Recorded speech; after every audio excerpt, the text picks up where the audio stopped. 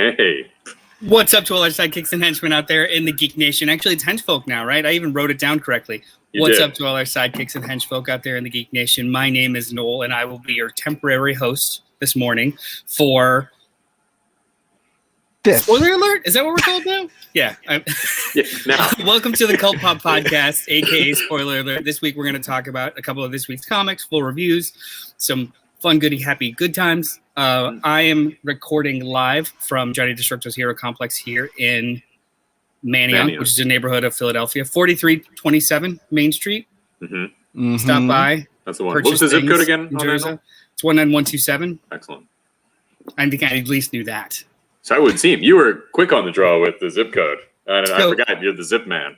So yeah, it's my special. It's like my beautiful mind moment. You just ask, you tell me like neighborhoods or states or towns, and I just like see zip codes in the sky, and nobody ever checks. Nobody ever looks it up to see if you're right. So no, I just really remember the first zip code in Iowa. I memorized like the periodic table. I memorized the first two numbers of zip codes, and just like fill in the rest with fake. But you called me out. No, I can't do this anymore. So obviously I'm not Johnny Destructo. He's taking a break today, getting some sleep. But we're going to be here and try and fill the time for you. Joining me this morning is, I presume, the biggest fan of the history of the Marvel Universe, Len the Bat Tribble. Len? You would presume just as wrong as you are with zip codes. But I am here, ladies and gentlemen, and what's up? Also, the person to my left, my left. Okay. Yeah, cameras. You had it right. If you're watching this, the person to my left, if you're watching this, if you're listening to this person that's in your hearts, a gentleman who prefer you take your stupid grittiness and keep it out of his Silver Age heroes, Mr. Brian Lieb. Yeah, just keep it out. Just keep it out. Yeah, Brian Lieb of Brian Lieb Designs. If you guys don't know that. Oh yeah. Yeah, the occasionally mentioned, but not for a while here, BrianLeeDesigns.com. Occasionally mentioned, always lauded. Oh, thank you. Truly appreciated. Brian Lieb's Designs. Nice. Have you guys gone on it? Have you gone on that website? I did once. Oh, sweet. Yeah, I did once. I did want to once. Cool. You once wanted to, but not anymore. All right. You got enough of what I have. Yeah, it was like a draw, but then it was like an aversion. Yeah. I understand. And I went with the second feeling. Then. Yeah. So normally right now we'll do letters, but none of us got any letters because it seems as though anyone that watches or listens doesn't care to actually engage in conversation with us. No. And any kind of correspondence, which stings. Like it stings in kind of like a asking your crush out in grade school kind of way. But Robert Monroe Jr. Yes, or just failed to ask them out. Robert Monroe Jr. says, "Good morning, Cult Poppers," and I imagine your ignorance of him was just as hurtful, right? Here you are talking about he was like the kid who never got up the nerve to ask the person who's in love with somebody else. That's fair. That's fair. Robert Monroe Jr., I appreciate you. But you know what? If you want to put those correspondence in like an actual paragraph form that we can respond to in conversation, that'd be rad. Oh, that would Next be cool. time? Well, that's the thing. People have stopped writing as many letters, but we now interact with them live. And I think that might have something to do with it. But it's pretty cool. Going back we can interact with the letter live. I don't see how this is different. That's true. Either way, look, anyone listening, the 17,000 people, because I'm assuming that's our audience right now. Everybody listening right now. CultPopGo@gmail.com. Write us a letter. Say, hey, what's up? Ask questions. Tell us your favorite things. Reviews you might wished we do, or just anything. Just, hey, give me your favorite color. Yeah, give us somebody else's favorite color. And how that color makes you feel. I don't just want a binary answer. I would like some meat on the bone, as it were. Cool. DJ Yannix from the UK has a question for me. I see in the chat asking that he really likes my hat and wants to know where I got it from. I got this hat over 10 years ago. No, it wasn't over 10 years ago. It was probably about 10 years ago at a place in the Center City Mall here in Philadelphia called Lids.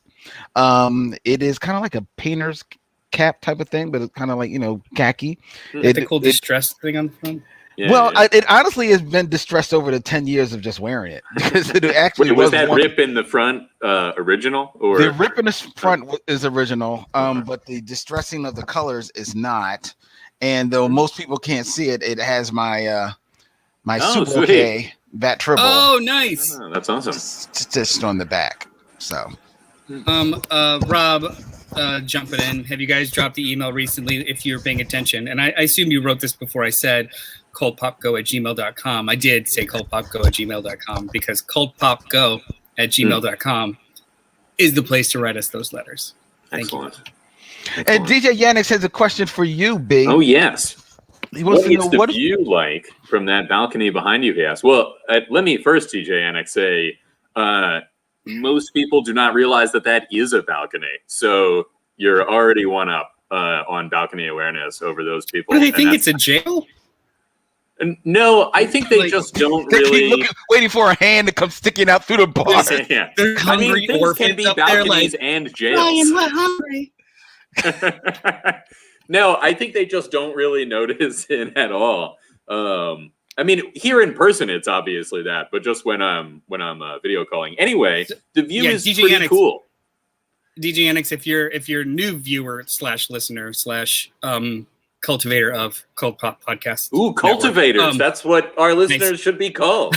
Hey, I like that. Brian is about to move from that current place. He used to have wonderful little action figures lined up. Oh, yeah. Little looking things. down. I had some kryptonite that I'm hanging on to for Superman, lest it fall into the wrong hands. DJ Yannick had a question for Len and a question for Brian, and now he has a question for the other dude. Yeah. It's a very personalized question. I appreciate that, to be completely honest with you. That's cool. I prefer to be the best other. Any other. A parsnip. What's a parsnip? Somebody remind me. Is that a vegetable? It's a vegetable, right? Probably. I think it's a vegetable. It sounds very vegetable-y, right? Yeah, it is. Nip at the end. Yes. A question for the other dude. When was the last time you ate a parsnip? Is this a meme that I'm like backing into? Is like eat a parsnip I don't think you haven't slang eaten one. for look like an asshole or something? Like go eat a parsnip. Or let's get the answer to both of these. Because DJ Anix is streaming from Twitch, and they're all cooler at Twitch on the Twitch for the kids. Could this become a meme if you do it? Yeah. Right? Wait, hang on. Handle this correctly. Is it go eat a parsnip? Eat a parsnip.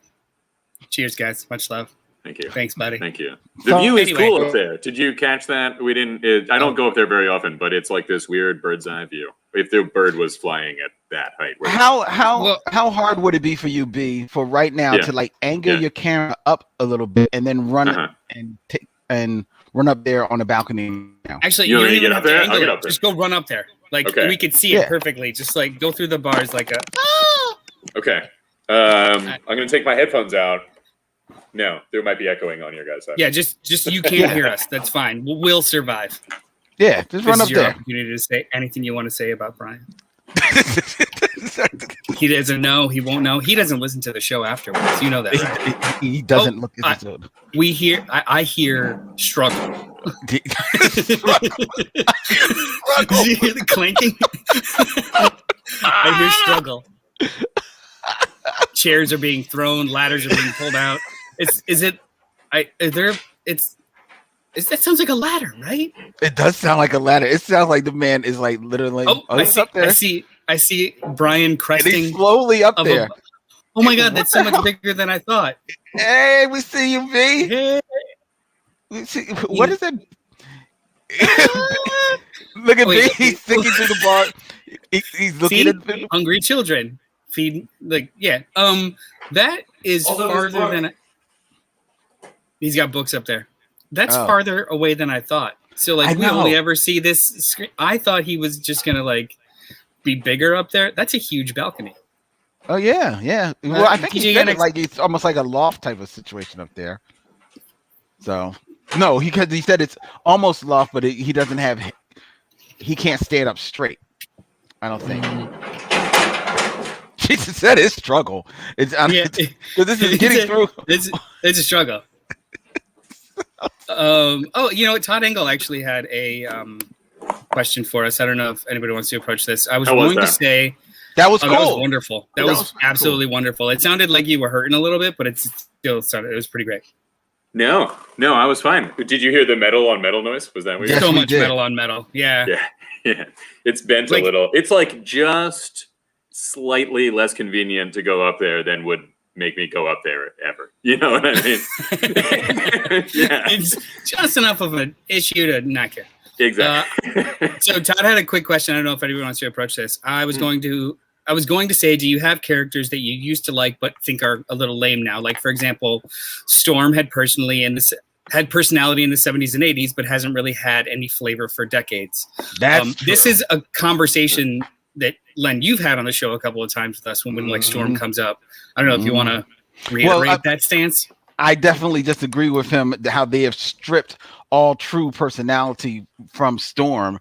There was a time when I truly believe Storm was like, if not the number one woman at Marvel, was certainly one of the top 3 women at Marvel. And she has been supplanted over the years for, I don't know what reason, because this actually started even in the heights of the X-Men being like all that at Marvel. It just seemed for some reason they stripped all real interest and personality and individuality from Storm. You're saying before the whole like Fox owned the movie rights thing? I think this was before the Fox owned the movie rights. Now, certainly once Fox owned the movies and everybody knows that Marvel kind of like pumped the brakes on pushing the X-Men in general. I mean, they had to publish them. They couldn't like just cancel them like Fantastic Right, not like Four. Fantastic Four. X-Men, they still had like there was enough that they had to keep going. But, they had to, but they did strip things of Storm. But to answer his question directly, I was just having this conversation this morning. I will forever be the Bat Tribble. However, I cannot lie and not say that in the 21st century, I become increasingly disappointed in my Batman because the powers that be behind the book and the Batman himself just can't put the Joker down and keep him down for at least like, can we like not see the Joker for give me 7 years? Give me 7 years, no Joker. I'm not going to say 5 because usually you can probably do 5 and then you blink and oh my God, it's 5 years already. But no, 7 years. Give me 7 years without the Joker. And I would love to just have one story. We all know how it's going to go, but at least one story when Batman wises up and says, you know what? I've got 1,200 Batmobiles, 9,000 Bat planes, 8 million different varieties of Batarangs. Let me make a better Bell Rev prison and Arkham Asylum so that Gotham City can get at least 1 year of a good sleep without people just rotating in and out. Yeah, you may not be able to keep the big ones down, but you could probably keep them in there for more than a week. These people are in these joints like they're on vacation. Like Arkham Asylum, they draw it as this old decrepit building. There is no reason why multi-trillionaire Bruce Wayne doesn't take that building and make it up to date to 21st century. Right, like the most modern. Has he ever been the warden of Arkham? I was just going to say, like the new series is going to be Batman, Warden of Arkham. Yeah, and it's all of it is just contracts and documents trying to build. It's just all bureaucracy. Well, mostly and back how matter. they gave yeah, 2 pages of story and just it's text. actual like contract agreements and just, like that's what the book's going to be. Intensity of It's going to be Batman in order to Batman : back matter, and it's just going to be this contract. I mean, written by Greg Rucka. I'm in. Sure. Yeah, I'll read that. I'll read his schematics on Narcom. You know what? This was going to be the second book we talked about, but let's just jump right into it. You guys want to talk about some comics? Sure. This week. So we were going to start with some Marvel, but I mean, we're already here. Joker #1. Joker #1 by DC Comics, written by James Tynion IV and Sam Johns, with art by Gillum March and Mirka Andolfo. Solicitations are as follows. Following the events of Infinite Frontier #0, the Joker is the most wanted man in the world. But the Clown Prince of Crime is several steps ahead of law enforcement, and he's on the run overseas. James Gordon, facing retirement, realizes this is the manhunt of his life and the last piece of a storied career. But what mysterious and deadly forces are also in pursuit of the Joker? And, in the backup story, following the events of the smash hit Punchline #1, DC's most controversial new villain navigates the infrastructure of Blackgate Penitentiary, while on the outside, Harper Row takes up the mantle of Bluebird to stop her brother from falling under Punchline's influence. So this was all last year, or even the beginning of this year. Batman, written by James Tynion IV, was a twice shipping book, culminated in the Joker War, which is an event that, I mean, it didn't even really feel like an event. It was just like a big arc of the Batman book. Coming out of that book, Batman is now a monthly book, and this is the other Bat Family monthly book that's going to be that odd week. Joker #1 by the same creative team. I was not looking forward to this. I'm not really feeling James Tynion IV's Batman work. It's like plotted on paper as an outline. It just always sounds really fun and cool, but the experience always kind of felt to me like an empty calorie. It's just cool. Okay. And then you kind of move on, like nothing really stuck or stayed to the walls. However, all of James Tynion's other stuff, Something is Killing the Children, Department of Truth, these are all books that I'm loving. So it almost feels like completely different writers. So when they announced this, I was just like, okay, sample the first issue. I was very pleasantly surprised how much I enjoyed this. For 2 reasons. It feels more like James Tynion's horror stuff. Okay. There is an actual menace in this book. Actually, 3 reasons. The second reason, Joker's in it for 1.5 pages. That's it. Actually in it For 1.5 pages. He is a overbearing, plot driver for the whole thing, but he is he's never there, which is the way to approach the Joker. He's a force of nature. He's a hurricane. He's an impending storm, not I want to be in this guy's mind for a series, right? And I love Jim Gordon. I miss Jim Gordon. He actually hasn't been a prominent character in the Bat books for a while now. And I love the idea of this storied professional in a noir setting going outside of the law for the first time in decades to just get that one last collar. I think that's great. Where this goes from here, I have no clue. If it's sustainable, I have no clue. I hope this is just like a maxi series. I just want to see this story play out. 20 issues from now, if it's still going and it's something else, I probably will lose interest. But as this stands, this is a really fascinating start to me. What did you guys think, Len? I enjoyed, for the most part, Commissioner Gordon #1, because it felt like Commissioner Gordon #1. Now, just like Rob Patey it says in the chats, this is Gordon's 75th time retiring. Batman: A Lonely Place of Shuffleboard. I agree with you on there. So you're like, all right, we know that this one isn't going to stick. I do like a little bit of the peek behind the curtain of the comic, as you will, with Gordon's line about, for the last few years, Barbara has had me dyeing my hair to look younger, as a way of, like, you know, acknowledging that Gordon has been looking younger lately, but now all of a sudden he's back to retirement age. It doesn't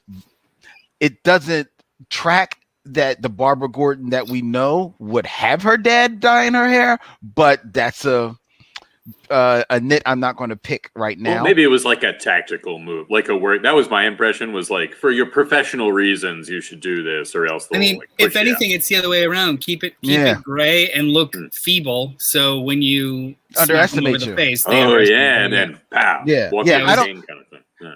I don't see those. If Barbara Gordon's not Oracle / Batgirl, I see maybe your reasoning, B, but Batgirl is not going to say that to her father. It doesn't, that didn't track to me. But again, that's a small thing, and I like them at least acknowledging it in some type of way in the book. Right, that's what it really was a way for them to say, like, he doesn't have red hair anymore. Right, exactly. I would say that's one of those things that you just leave alone and move on. Like, there's some things in comic books that you don't need explanations for, like someone's costume color in this book versus another book, or like he's been off the board since what, Villains Arise or some bullshit, like Villains United, whatever the hell that was. It's like 2 years ago at this point. Bring him back gray. Who cares? Like that's one of those like things that they put in the dialogue because really only the writer cares to rectify it. The viewer doesn't matter. I don't know if I 100% agree with you, but like I said, it's a nit I didn't really care to pick. I like them. I was fine with them doing it.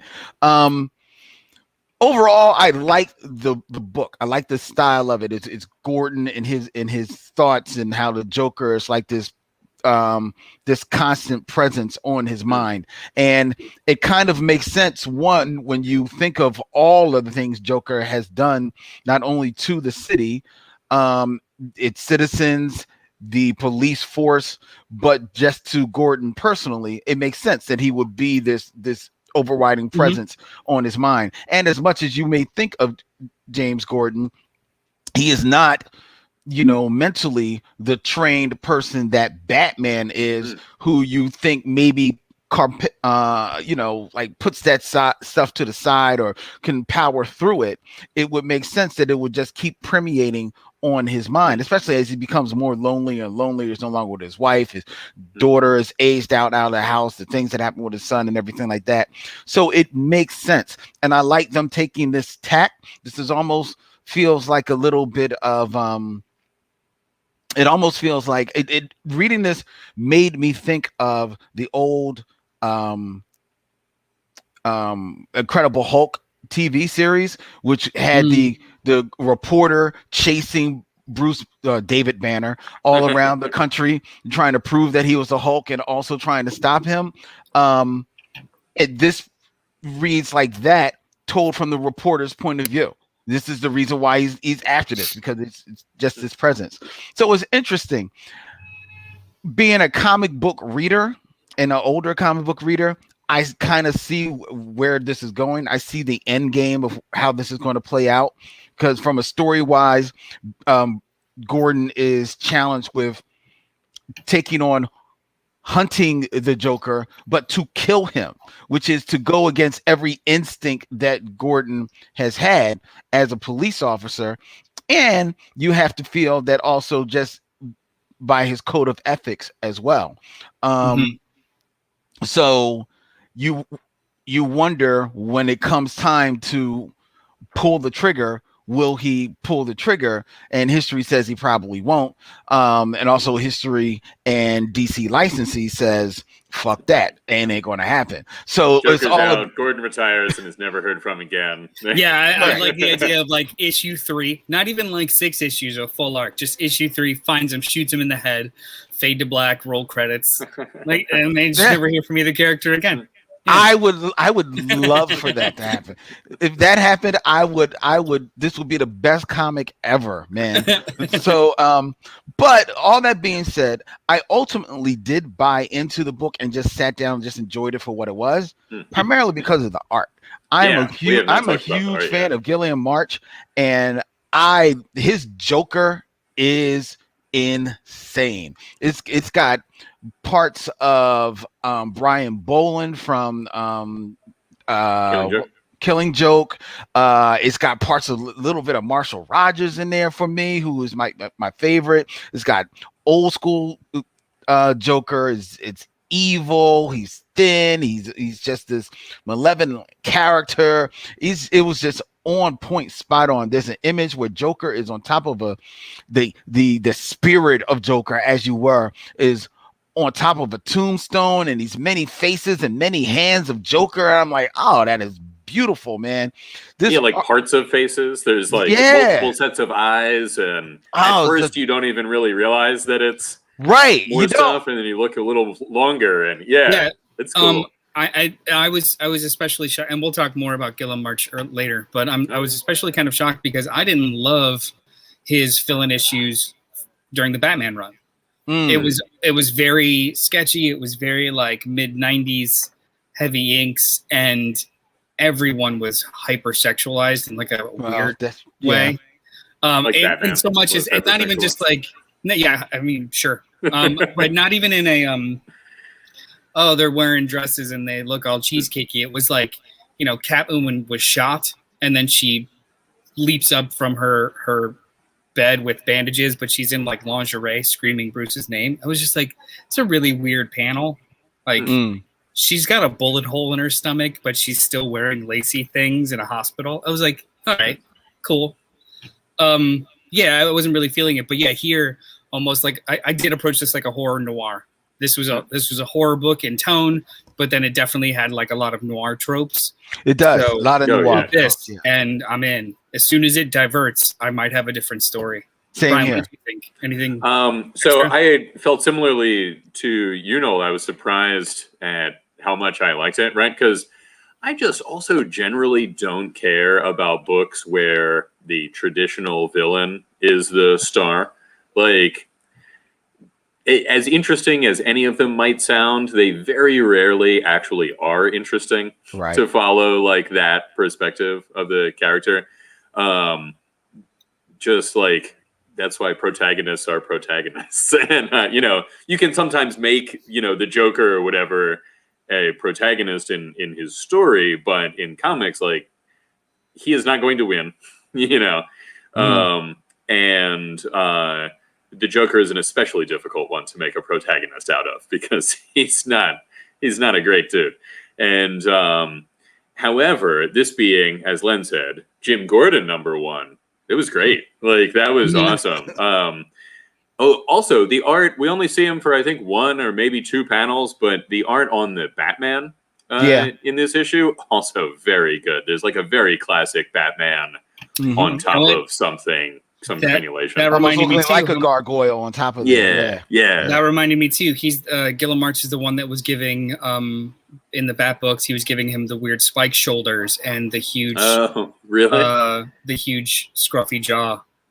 It was just like, and I don't love this. It was almost Sam Keith-ish. It was weird.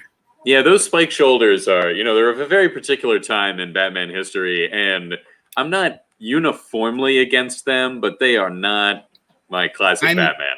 I'm not against them when it's a criminal hallucinating that a monster. Oh, sure. Well, yeah, that's when he's just when he's just in the police precinct having a conversation and he's got spiked shoulders. It's just like, okay. Yeah, you're right. I never. Robert T. Patey III says Tinian is a baby Scott Snyder. Scott plucked him from his class at NYU, so I'll say I like Snyder. His original stuff works better, and I will not argue with that. However, that Dark Knight's death metal one shot that he did was great, and he has had some really good Tinian DC stories too. Yeah, Tinian. Yeah, he has. I just that was the Owlman one. Remember? Yeah, that was great. Cool. Every and also too during Snyder's Scott Snyder, not Zach. Scott Snyder's Justice League run, all of the Tinian fill-in issues were probably the best ones. But That's true. that's neither here nor there. As much as I don't want this conversation to stop, it's time for us to have a non-stop conversation about Spider-Man. Ooh. Non-stop, Spider-Man, non-stop. Segways, motherfucker. Anyway, non-stop Spider-Man #1 by Marvel Comics, written by Joe Kelly, with art by Chris Bachalo and Dale Eaglesham. I don't know if it's Bachalo or Bachalo. I'm going to go with Bachalo. Yeah. Mm-hmm. Diamond has this to say: get ready for the most action-packed, pulse-pounding, adrenaline-pumping comic of all time.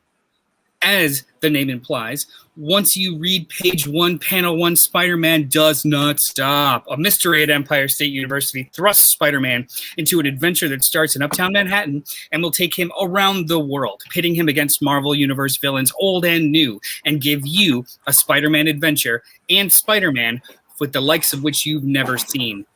All caps, this book is not for the faint of heart, so check with your doctor before reading! ! I wouldn't. Now, I didn't hear this before I read it. you should have checked with your doctor. Non-stop Spider-Man #1. It did not let up, and that is not a compliment.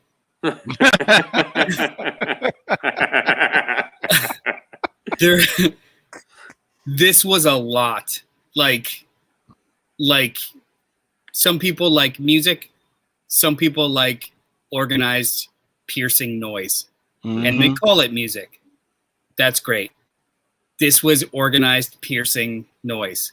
Now, that was only the first 10 pages. As soon as I actually got my bearings, it was pretty cool. There was like the general plot of it's now, first of all, we didn't know that it was young Peter for a while, like college age Peter. You don't know that until like more than halfway through the book, because he's talking about all these characters that I have no idea who the hell they are. Yeah. Jess and Billy and Tim. I don't know who the fuck they are. Yeah.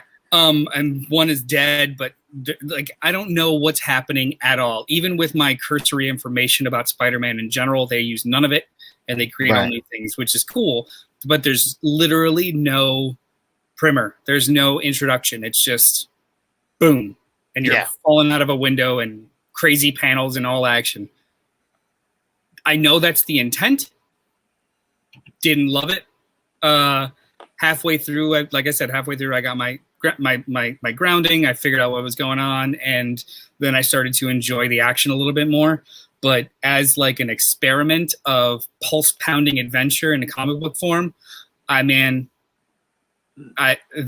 was fine. I'd be very interesting to see what issue 2 is like.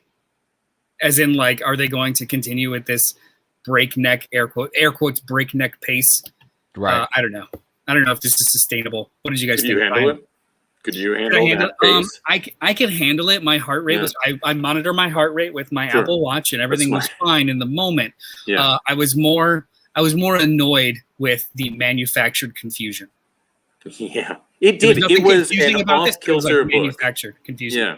Oh, wait a minute, babe. Just before you go in, no, I just want to do a credits check. It isn't actually Chris Bachalo and Dale Eaglesham. It's Chris Bachalo and Tim Townsend on inks. I'm just looking at the banner. Oh, wait. The backup is Dale Eaglesham. I didn't credit them. Oh, okay. Oh, that's true. That's right. I was just saying Dale Eaglesham for the backup, but call it the inker. I just don't feel like we have like 80 credits on every book if we did the No. That's fair. Go ahead, B. I'm sorry. Oh no. It was an off-kilter book that was like, I haven't regularly read Spider-Man in a little while. So the last I heard, he like when Doc Ock was in his body, he got some degrees, but they didn't really count. So I was like, is he back for that reason? Or wait, maybe that's why he's in a school setting. Maybe. I don't know. It's hard to say, right? It seemed younger though. I don't know. Yeah. It was, I wasn't sure if it was my fault for not having read it, although this is not part of the ongoing Spider-Man. I mean, it may be ongoing from here on out, but it's not, you shouldn't really need to know exactly what is happening in the other titles. It doesn't negate the other titles, but it also doesn't complement the other titles. Okay. I mean, this could be what he does on a weekend, but it also Right. could be like 5 years ago, and we're just doing this story now. It's also doubly hyphenated in the title, which is nice. Only you, B. Yeah. And now you guys. Spider-Man. Yeah, so that carried me through. I like how they do some of the text in here. The title is rendered into the scene in a cool way, and they express the spider sense as the warning that he is getting from his spider sense in the traditional, like, coming out of his head spider sense way, but it's words, which I thought was pretty cool. I did not find myself caring much about his problems the supervillain problems. You know, I was like, I don't know who these guys are. I did not get the joke, if there is one to get, the Beyond knife.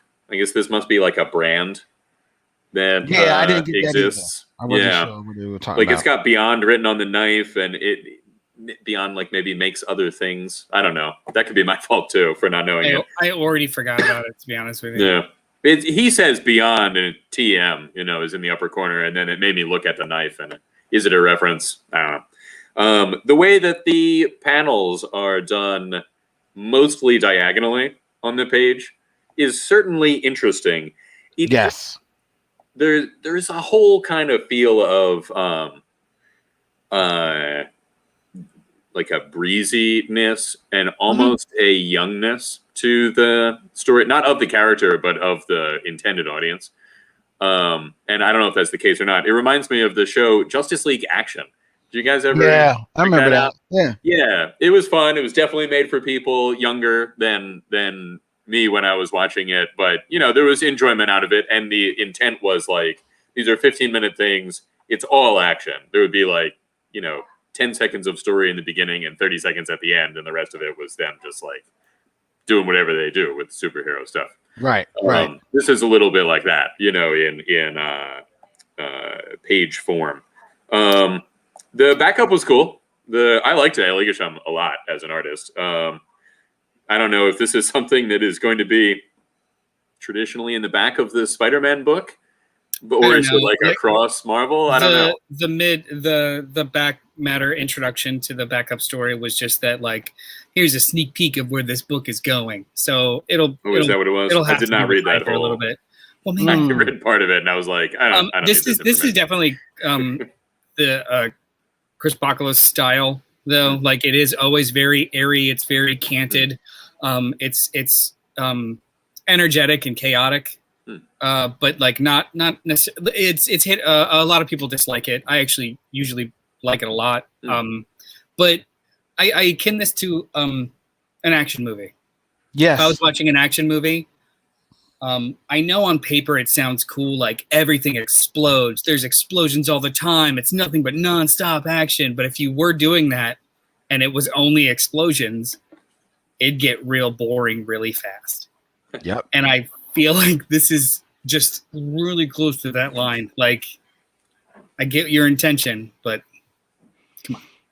Plus, his art is of this such is, if you're going to have all that bombast and action and explosions and swinging and spider flipping and all this other stuff going on all over the place, then it helps to be able to track it. What his art left me unable to really track where the action was. It didn't really lead me any place. Yeah, so there's no establishing shots. There's usually action hold. So you get establishing shots as to like where they are, but this was just nonstop from page to page. So it's like you're either falling off a building or in a sewer. I don't know. I can't tell. Right. I don't know. Yeah. And because of that, I just honestly felt like, I can't. I want to like it. I want to like the energy you're putting into here, dog. It's a lot of energy, but it's just like, it's just like this is like 12 Red Bulls. That's what this is. It's just like nonstop. And well, like I said, it needed to breathe a little bit. They told you that what it's going to be like. I love it. Like, I know. It's just nonstop. Oh shit. They were right. It was. Yeah. And I didn't read the back matter for the second part, but the second part felt like the back of a Captain America comic book, not a Spider-Man comic book. So I'm like, is this where y'all going? They don't even bring him up. They don't mention Spider-Man. There's no exactly, and it's Baron Zemo, so it's not somebody that you relate to Spider-Man right. On his own mission. Wait, what it's completely worth, separated from Peter If this is where they're going, though, for what it's worth, I actually do like it when they swap villains from time to time. No, yes. Oh yeah, that Spider-Man cool. would deal with Hydra might be kind of cool. But I did want to say, Optimus Juice jumped in. When everything is action, nothing is action. It's wise. How does a fish know it's wet? Beyond his ears. Beyond his ears? Beyond his ears. Beyond his ears. Beyond his ears. Yeah, in the back half of the brain. Yeah, like his hairline is very wise. It's the wisdom of a lizard. That's what people mean when they say you have a smart haircut. Like, haircut's very smart. It's because there's wisdom beyond your ears. Beyond your ears. And then another thing, and this is a small it's nonstop. This is we will not stop talking about it. Nonstop. Go. The story just ends. Like it doesn't like there's no like real I understand it's to be continued. I know that because I figured out that it says to be continued within the art. You couldn't have told me that was a Spider-Man looking towards the next page, but it just kind of like bleh. I'm like come on, man. Like either set me up for the next stage of action or at least give me some type of crescendo here. You're right. This kind of experiment would have played really well into an old timey comic book trope of just like hanging off a ledge or a pendulum about to swing or like a really hard cliffhanger. And this was just kind of like a done. Yeah, it was like this is the end of this part, and then next there will be maybe that's part of the nonstop nature is that it's selected in trade that there's it should have been One Piece as opposed to issues. Right. Anyway. Rob says he compares the haircut we're talking about to like a mullet, and he's right. Business in the front, wisdom in the back. The traditional mullet, and the wisdom being always got a party. Anyway, you've got the next book we're going to talk about is we're gonna get over on the Marvel tip. Ooh. Weird. I'm never going to say that again. Classic 90s. Children of the Atom #1, the latest. Actually, I think it's Reign of X now, not Dawn of X. Either way. EIGN, or is it like a weather forecast of X? It's a weather forecast. Okay, cool. By Marvel Comics, written by Vita Ayala with art by Bernard Chang. Marvel has this to say: when did the X-Men get sidekicks? Now. Sorry, that was an answer. Now. Don't miss the debut of the greatest teenage superhero team of all time. They've learned from the best. Now they're ready to be put to the test. But who the heck are these kids? And where did they come from? Is that your question, Noel? Or is that in the solicit? Because I also have that question. That's the solicit. And honestly, excellent solicit. Tells me nothing. I love it. And a little bit of incorrect information is in there, too. Yes. Just a touch of it. Yeah. That's a little bit of a throw you off so you don't know what's coming. I was not. I mean, I was indifferent to this book. I wasn't looking forward to it, and I also wasn't like dreading it or talking shit about it before I read it. I was just a little indifferent to it, like I am with almost all of the X titles right now that aren't just titled X-Men. Like there are so many X titles that I don't really keep up. I only read the Hickman stuff and the one shots. And I got the story. Like I don't read the 13 other side stories. Right. So I just gave this a shot. I did a thunder round of this earlier this week, and the only thing that I really felt was needed to be said was, this is Young Avengers. And I mean that as a full and utter compliment. This is literally a copy and paste of Young Avengers, but X-Men. Teenagers show up, mimicking personas. The adults that own those personas show up and are like, hey, what the fuck's going on? And things ensue. There's a good little twist at the end. The midway through, there's a wonderful conversation on Krakoa of the X-Men that's kind of eerie, that's kind of creepy, that kind of makes sense. Maybe it's because I'm old now that I'm just like, yeah, you know what? You should stop those damn kids. But either way, it was all very kind of it was really good. Like this was a really solid first issue. Yeah, I have nothing. Bernard Chang's art is awesome, just straight awesome. Yes, yeah. I did feel like I was reading the first issue of Alan Heinberg and Jim Chung's Young Avengers, and that is the highest compliment I could give this book. What did you guys? And it makes sense that, especially in a world where the X-Men are so villainized by the the government and big business and like the old heads, it makes sense that teenagers was like, nah, they kind of cool. So cool that I want to be an X-Men too. And I'm like, okay, that makes sense. I'm with it. The second I saw that the one character's name was Cyclops Lass, I was like, I'm like, okay, I'm here. Again, the first time I heard Hulkling, I'm like, what the fuck? Right? Right? But I'm like, yeah, that's kind of cool. Yeah, it grew on me, and the art sells it, so it does. So there's that. And they come off like teenagers. They want to do right. They want to do this the best way, but they're a little nervous. They don't know what they're doing because, unlike the Solicit, they were not trained by the X-Men. That's the opposite of the story. They've seen the X-Men. They've seen them on TV. They've read about the X-Men, so they feel like they know the X-Men.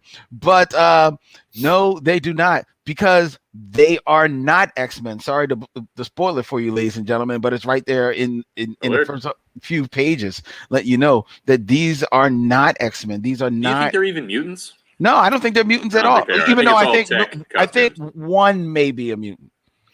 I think this might have something to. There was speculation online because I look at stuff. I think it might have something to do with M-Day. Like maybe they were supposed to be mutants, or they feel as though they are, and they're so on Krakoa, if you were a mutant and your powers were taken away, there's this whole like weird. Can they get them back? Battle tradition to be killed and reborn. Right. But this happened years ago. Like M-Day happened years ago. If these kids are teens now, they have a regressive X gene that was never expressed. That never kind of like came to fruition during puberty, right? Yeah, maybe. Yeah, because it is a little weirder for them to be able to pick their, like the Young Avengers all have very good reasons to be called what they are, with the possible exception of Hulkling. Like he was definitely just pretending to be related to the Hulk. What's that? Some of them direct lineage, as revealed later on. So like there might be something like that here. It's possible. But it does seem as though they don't have mutant capabilities. However, they are intrinsically connected to mutants, in so much as even the X-Men think that. Yeah, they want them to go to Krakoa. So this is unbeknownst to everyone, even those that should know. Like the whole reason why they even went there is because X or Xavier was like, go to this place. There's like he even senses them as X-Men or as mutants, but they can't walk through the gates. But Cerebro does not pick them up, I think, right? I thought the idea was that Xavier didn't sense them. He doesn't. Xavier can't sense them, but they for some reason think that they are mutants. Well, I think the only reason they think they're mutants is because they are idolizing the X-Men, calling themselves J. Crawler and whatnot. Yeah. Right, and they seem to have some type of abilities, at least from what they can see from afar.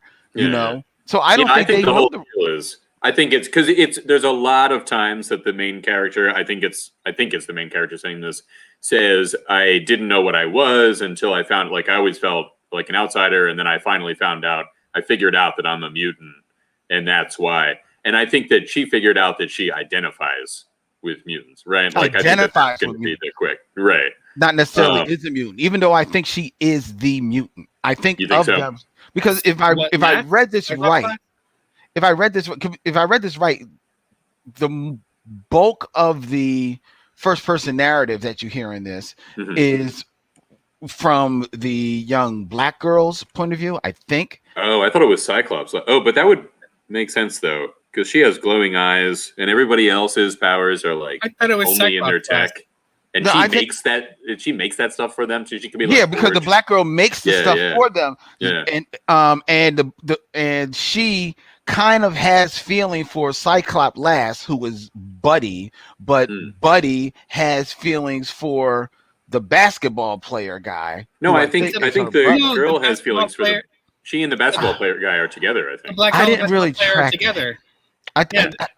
They're I- dating, and she is madly in love with her best friend's boyfriend. Yeah. Okay. Yo, that basketball scene. So I did not feel the way that you guys did about this. I was reading this and I was like, oh man, this is like why are they called these things? And I didn't make the Young Avengers comparison. When you make that, it's like more palatable. But I don't like Marvel guy's costume. Like, although Cyclops is pretty cool. This woman is throwing like pins. Are these pins? It's what she's gambiting up. Okay. Which is fine. I mean, you throw whatever you want to throw. I just didn't know what was going on. I also do not get, what is this phrase that the villain says, take the marmot's sails out? What does that mean? I think, isn't she French? Is this a misprint? I don't know. Maybe she's French. I don't know. Take the marmot's sails out. Part of me thought that was doesn't open it up to me. Part of me thought it was a misprint, and then I just kept reading. Because there is another misprint later on. I forget what it is. It's some like minor typo. But so that maybe is also a misprint. But yeah, I was just mystified. I'm sorry you didn't like it. You're wrong. Next book. No, I didn't like it. I was right. No, it's not beyond criticism. I think my expectations were so vanilla that I was the kind of fact that there was at least some good characters, interest, and an intriguing twist at the end. Because you guys are saying they're not mutants; they identify as. Why would they be so bold as to keep trying to get through a gate, though? That's my thing. Like, they must believe. Well, maybe because they feel that does make them. You know what I mean? Like, in their perspective, they're like, I finally figured out what I am, and I'm a mutant. You know. I'm with you. If it is this exploration of self and identity, and everything they do is to try and make it more and more true to keep trying the gate, that's a fascinating story. That could be cool. Story. That could be cool. Like, no matter which way you slice it, whether there is some weird mystery that of their lineage we don't know, that's fascinating, or if it really is characters struggling with identity and constantly trying to test it physically through a gate, that's also incredibly fascinating. I just think there's ways to go up from here. It's a really, really good launch. Yeah, for me. Me too. I enjoyed it. Good book. And Brian is stupid. I take issue. I don't want to shame you, Brian, but you're stupid. You do want to shame me. You guys like this little hair out the back of Marvel guy's mask thing? I'm sorry. So far I feel like it's just all costumes to you. You said that you liked it, and that means you have to like every aspect of it. So anything that I bring up, you know what? if it's in any way bad, just Marvel proves guy's your point. Marvel guy's costume does look like an ambush bug terribleness with the weird. He does. It does. But I like Cyclops glasses, who has a very cool kind of like homage to the 90s Jim Lee Cyclops look. The half suspender thing. Yeah, whatever that is. So we're gonna make a very smooth transition from this super corporate book to Grant Morrison's latest Grant Morrisoning. By Boom Studios, Proctor Valley Road #1, written by Alex Child and Grant Morrison. So if you thought this didn't feel Grant Morrison enough, maybe he was filtered out by Alex Child. We don't know. Yeah. With art by Naomi Franqui. Why not? Solicitations are as follows. August, Riley, Cora, and Jenny have organized a spook tour with their classmates on the most haunted, demon-infested stretch of road in America to fund attending the concert of their dreams. When their visit turns deadly, these four friends race to rescue the missing students before the town tears them limb from limb. Now they must slay the evils roaming Proctor Valley Road along the monsters lurking in the hearts of 1970s America. So this is also Tamra Bonvillain. The coloring.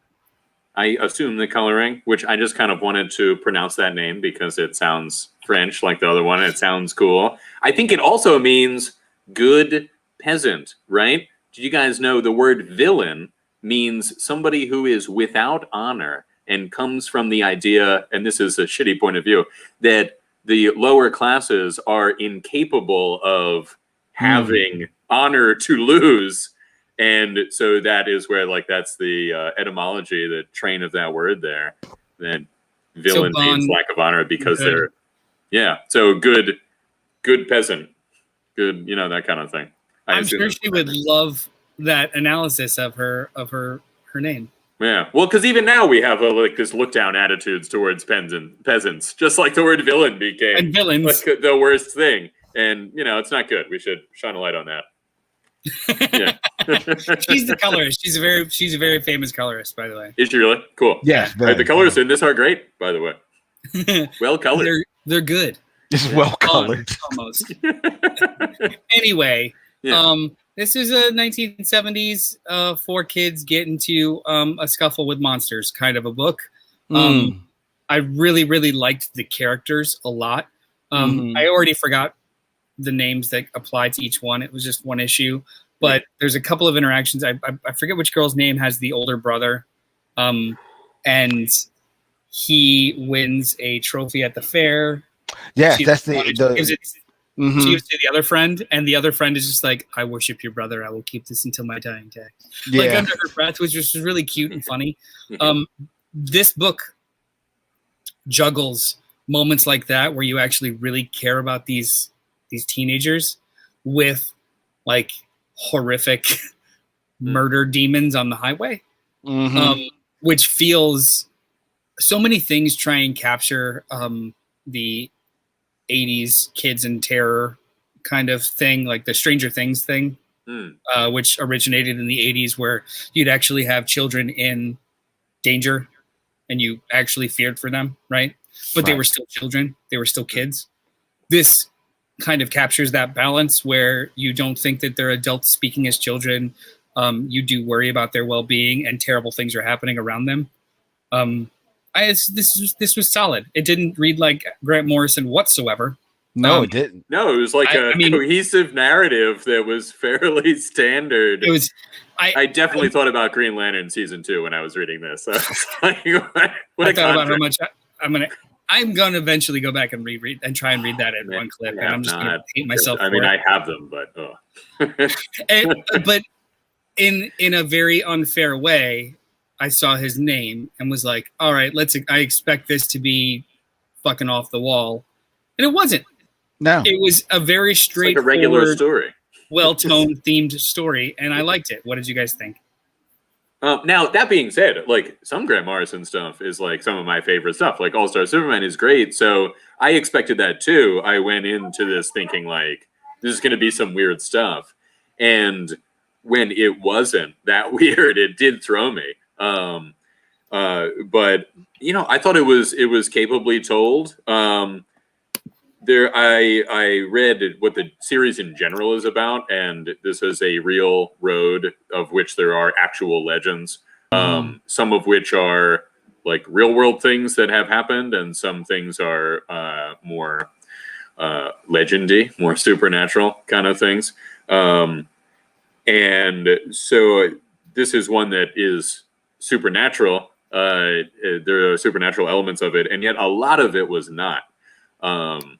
It went on for a while, before they got to it. It was one of those stories where most of it is regular life, and then this thing like impinges on very unexpectedly. They're out to tell a ghost story, and then there is this actual and very interestingly drawn creature.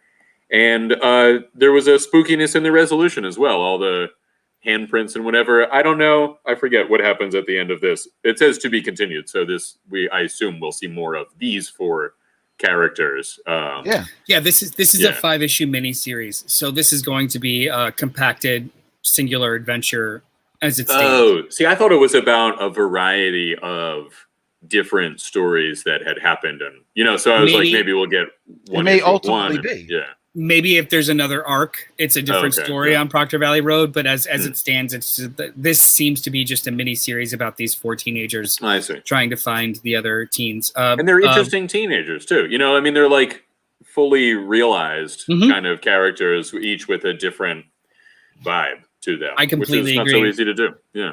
Rob mentioned, I'm sure this was written by Morrison, like last week's book was written by Keanu Reeves. He's referring to Berserker or Breeze Kicker. Breeze Wrecker. Breeze Wrecker. I think Breeze Kicker sounds more like kicking breezes out there, just like kicking wind. I'm gonna kick in the wind. You know what? I personally do think that Keanu Reeves plotted the shit out of that book, and that kid just wrote it. But that's not much text. Reason. That's what happened here. I think Morrison helped plot it, and Alex Child just wrote it, or probably dialogue wrote it. This is all speculation. We don't know shit. But either way, it was a very light hand in regards to how Morrison does books lately.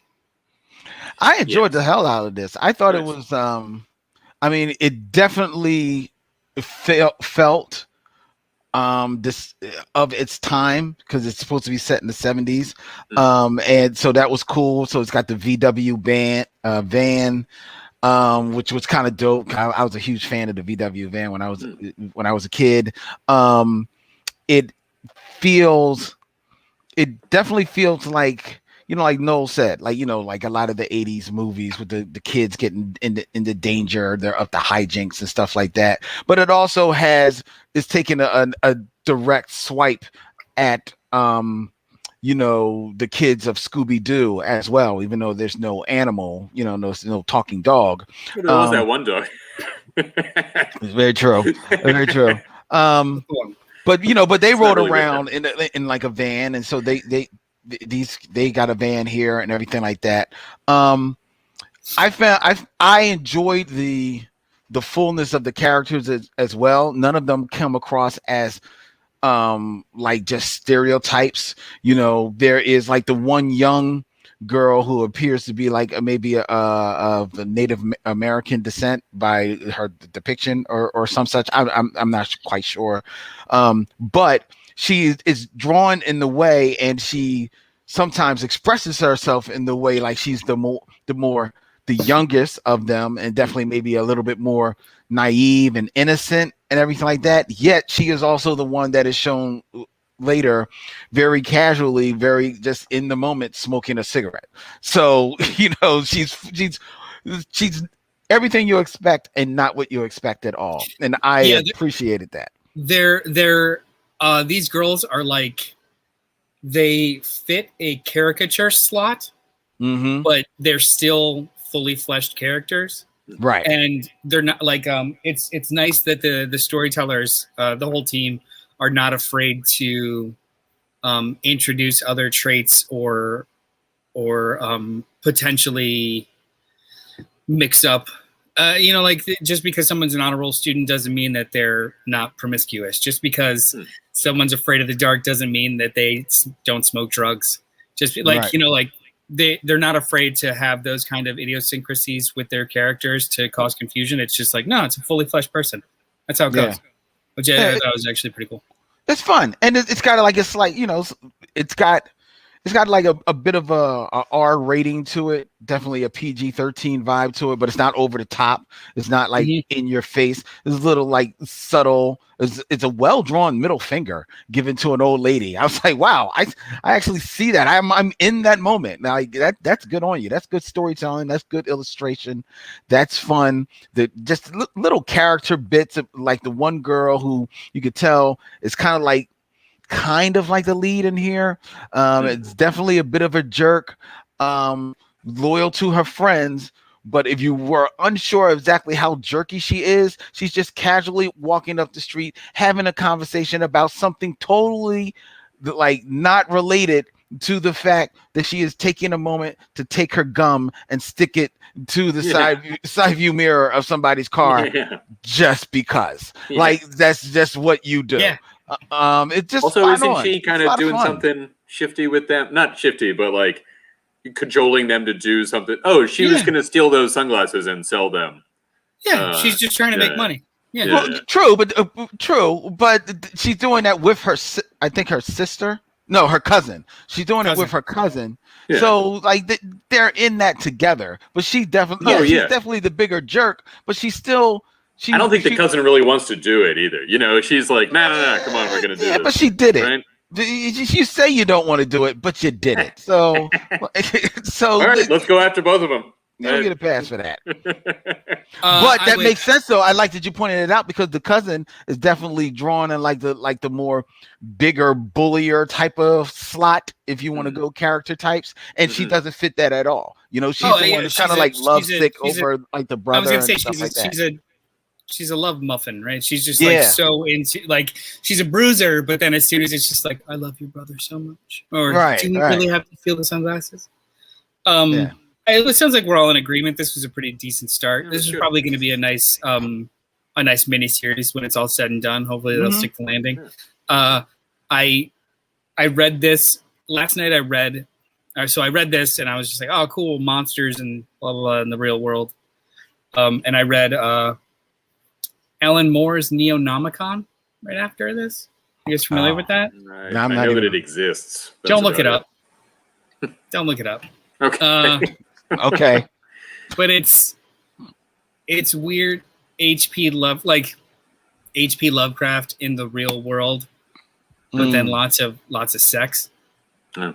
So is it like tentacle porn? Is that what we're looking at? It's really close to it. Cool. It felt like what Grant Morrison could have done with this, and I'm glad he didn't. I think that's what I was trying to say. Like, okay, thank you. Because Grant Morrison has that itch. If you've ever read some of his other stuff, like gets real explicit in there just to seemingly shock you, but then all of a sudden wrap it up. I'm like, ugh. So on that, well, now no, awful. Go ahead. I don't think that we should go to Proctor Valley Road. Like, just stay away, right? We don't need to go there. But if we, as a spoiler alert team, ever needed to go on some kind of journey, right, do like a road show or something, we would need money to do that. And the only way that we can get money from the listening audience, or even people that are watching us, is if they go to patreon.com / Johnny Destructo, I think. Right. So, although I guess that's not really the only way. You're free to give us money in any way that you want. If you see me walking down the street, I'll take $1. Give them some money, right? I mean, why not? Yes, but you're right. But the listeners and viewers can go to patreon.com / Johnny Destructo if they want to help support the show. That helps us keep the show free for you. It helps us get new equipment, and it helps us schedule special events for when the world opens back up, which, you know, knock on wood, promises to be fairly soon. So go to patreon.com. It would be cool to do a road show, actually. I don't know why. We would do that. It would be fun. Why? It would be fun. You know? If nothing, if for no other reason, we can go and visit the Comic Zen and go see Tim from last week. That's true. We can go to other comic stores. We go to other comic book stores. It would be great to do that. I would love to do that. It would actually be a lot of fun. And if you want to get in touch with us, ladies and gentlemen, you can follow us on all the social medias, youtube.com, CultPop Go, facebook.com, the CultPop podcast. You can email us at cultpopgo@gmail.com. Let us hear all of your thoughts and concerns. We really would appreciate that. Tell us your concerns. We like your concerns. We like talking about other people's concerns. I mean, like, because we're learned men, so we have opinions. We may be able to assist you in getting through whatever problems you might be going through. It's possible. We would love to help. such as Brian, as we Yeah. wait for Noel to come back so that we can get on to the next book. Don't want to go on to the next book without our lovely host, Noel. No. I would never. I have a problem to put to you and the listeners and the viewers, and perhaps you can help me with this. I hope so. Thank you. So, I have a bad bruise on my knee. Now, don't ask me how I got the bruise on my knee, because I ain't going to tell you how I got the bruise on my knee. It's interesting. Well, I'll say this. It's a bad rug burn. That's all I'm going to say. All right. So, I've got a bad rug burn on my knee.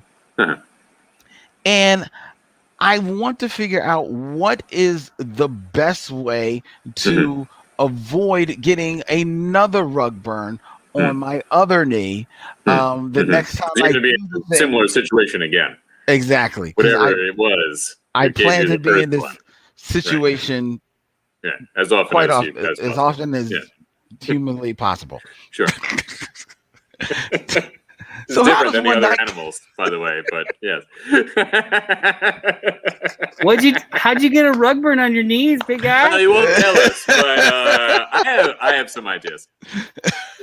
Sorry, somebody was slamming on the door, and then I was like, "What?"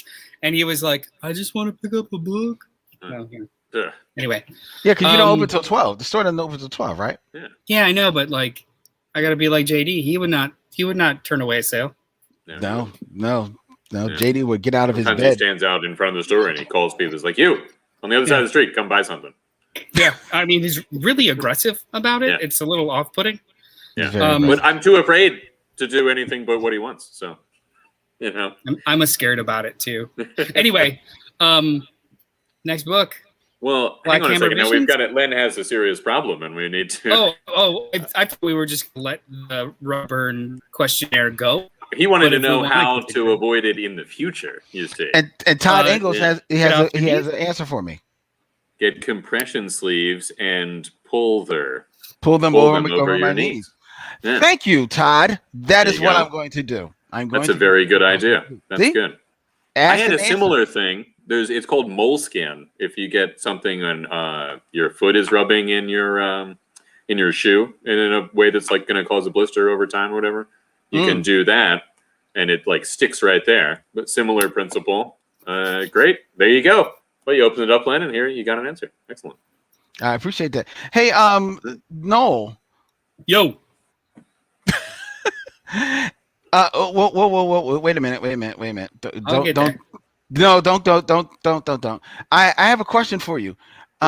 Yes, sir. Would you mind? I wanted to know if you would mind, my good friend, if I did a quick 30-second promotion of our world's longest live podcast endeavor. 30 seconds. Not only would I not mind, I invite it.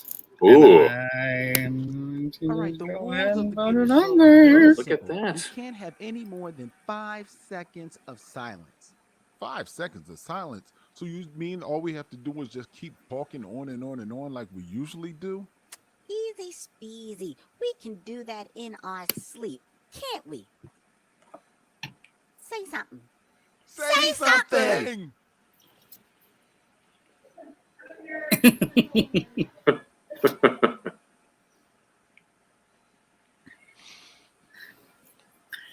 That's it. Tell us what this is about. This is about the Black Tribbles, ladies and gentlemen. We are going to be doing the world record longest live podcast, Friday, April 16th through Sunday, April 18th. 60 hours straight of podcasting. That's all your favorite tribbles. We're all going to be sitting there. All the spoiler alert guys are going to be there. We're going to have so much fun. We're going to do pancake eating challenges, chocolate cake eating challenges, bacon eating challenges. We're going to do geeky karaoke. We're going to have conversations galore. We're going to have special guests. We're going to be playing games, doing giveaways, and it's all to set the official Guinness World Record, world longest live podcast. And we need your help to help us do it, because we have to get medical supplies, we have to get caffeine, we have to get alcohol, we've got a lot of stuff that we got to get equipment. So What look sort of for. medical spot? We'll be doing this in a safe sort We're of looking to do it in a very safe, quarantine-friendly way. Yeah. Yes, we're going to be doing it a lot. A lot of it's going to be virtual, but all of the tribbles and some of our special guests will be live in person right here at my lovely studio. That's wonderful. So it's going to be a whole lot of fun, and we need your help. Look for the world longest live podcast on Kickstarter, and if you could just whatever you can give to support our endeavor, it is really appreciated. Thank you. I looked at it the other day. I plan on contributing myself, but some of the tiers are kind of dope. Especially I think it's the $50 tier, having Arson, the voice of reason, actually freestyle your brand or whatever you want to promote the show, which I was just like, who is I just want to have him like promote like my marriage and just do a freestyle of that'd be awesome. About you my could play wife it at and I a ceremony. I know that's not how it's cool. supposed to be used, and I'll be taking someone else's slot. However, I don't care. And I might do it anyway. I don't think they're going to turn away contributions of $50. I love it. They're just going to be like, no. Yeah. No, we had too many. And also, Arson, the voice of reason, is also one of the main vocalists or musical contributors to the theme song of the TV show Justified. That's right. Which is pretty cool. Right. Yeah. Right. He's a member DJ of Gangsta Grass. Yeah. Excellent band. DJ Annex from Twitch actually just said, "Hey, Noel, my apologies for not addressing you by your name earlier. It was rude." No, it wasn't rude. It was hilarious. And I only accept hilarity. But thank you for your apology. Yeah. It was unnecessary. Do you feel that apology was hilarious? Do you accept it? Another question. You have two questions just because you didn't say him by name? I mean, sure. All right. While we wait for the question, though, we are going to move on. Here it is. Was the choice of socks you chose today a difficult one to make? No, because I knew I'd be on my feet all day today because I'm running the store for the day. You're sitting down right now. So I grabbed my favorite athletic socks, my Wetwick running socks that were comfortable and compressed the upper half of my shin because I have shin splits. So it wasn't a hard decision. It was a strategic decision. Thank you. Did you plan that out last night? Maybe. I want to know. What do you mean maybe? I mean, that's essentially yes. You know it. Yeah. I put it aside this morning. That's good thinking. Because, I mean, we don't go out often anymore. Yeah, so it was really just like, I'm getting ready for school tomorrow and I'm really excited because I'm going to be in public. So I laid out, like, I'm going to wear these socks. Did you lay it out did you lay your outfit out in like a human shape? Like the shirt and then you put shorts underneath it and then the socks? I did not. I just put it in a pile because Anyway, let's talk about the next comic, which is Black Hammer Visions #2, written by Jeff Johns with art by Scott Collins. DC superstar Jeff Johns joins the Hammerverse with this creepy tale about a young boy who flees a kidnapper only to find himself trapped in the Cabin of Horrors and face-to-face with the mysterious Madame Dragonfly. We read the last issue and reviewed it. It was a one-shot by Patton Oswalt. Mm-hmm. Really wonderful side story. So I was kind of excited. And I haven't even finished all of the Black Hammer stuff. However, it was really accessible and easy to just like read this side story. So I thought this would be cool, especially because we never see Jeff Johns do anything that's not DC. Yeah. This was boring. I didn't really care too much for it. I actually just finished the first Jeff Johns Flash Omnibus, where Scott Collins is the primary artist, and it's detailed and beautiful and airy and well colored and incredibly like well thought out. This is like a different Scott Collins that I'm not much of a fan of. It was muddy. It was digital. It felt like it had no real presence. And the story was just so haphazard. And it felt like it was all for a really lame, and lame might be the right word, conclusion / punchline. There wasn't much to the story.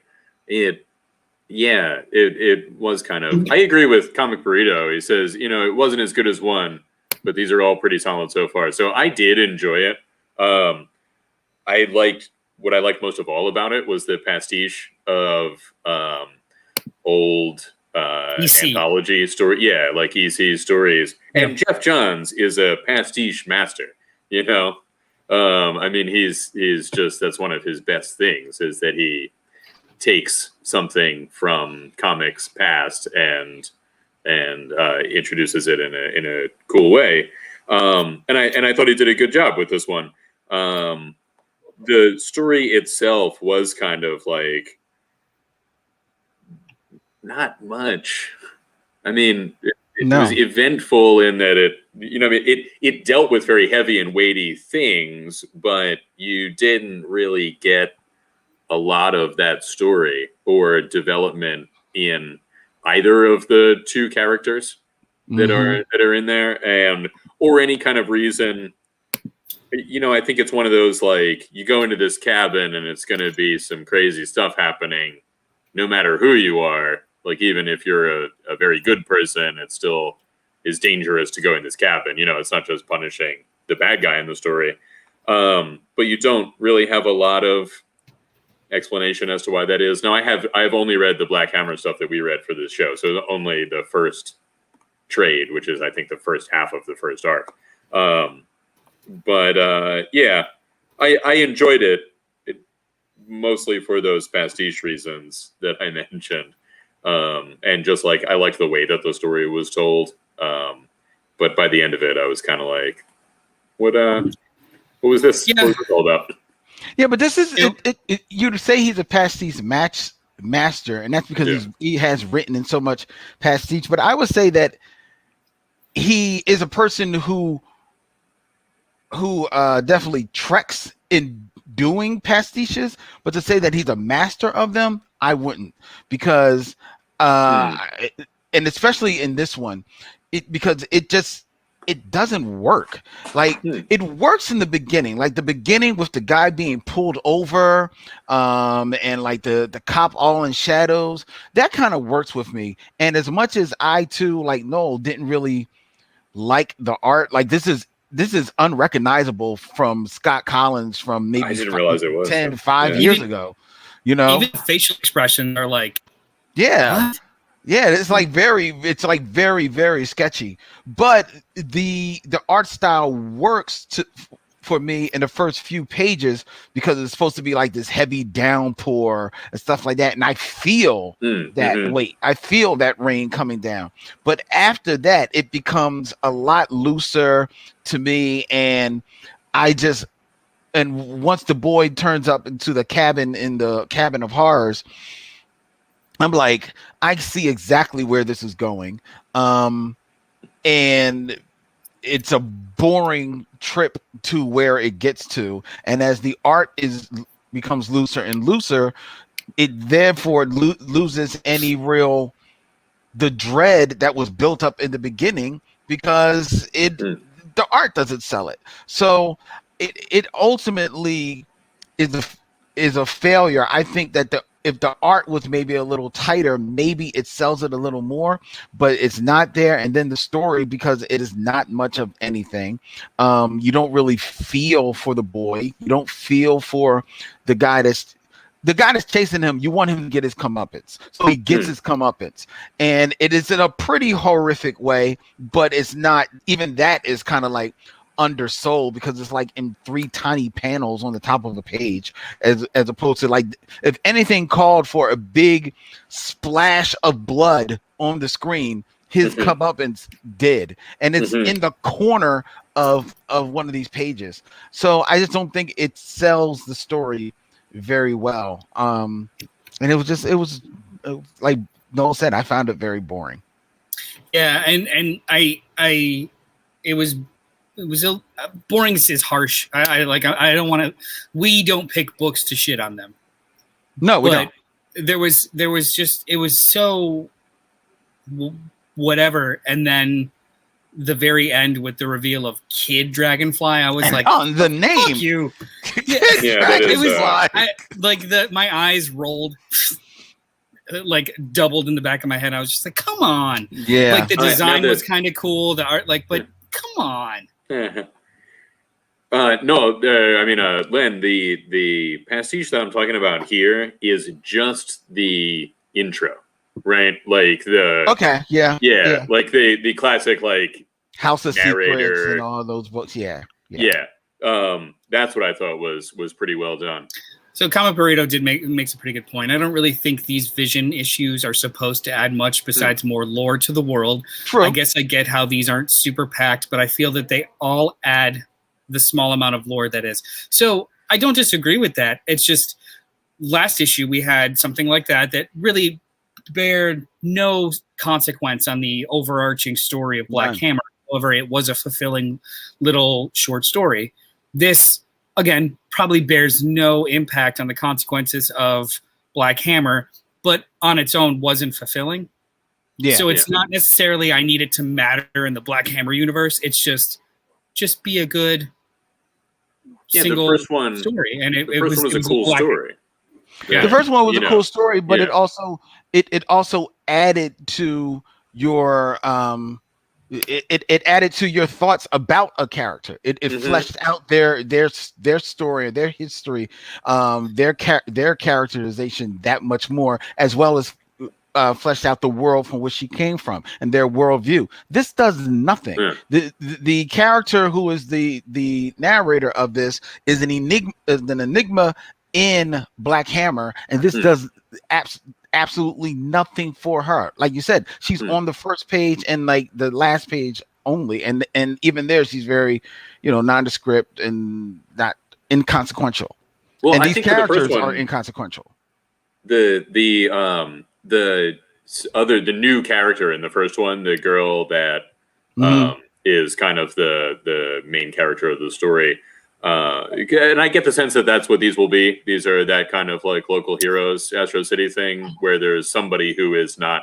It's somebody's interaction with one of these characters, which is fine. It's fine, and depending on the story. And this last one, the number one, was this like intriguing interaction and this fully formed character built up over the course of years that you like flash forward through. Whereas this one, there's not a lot to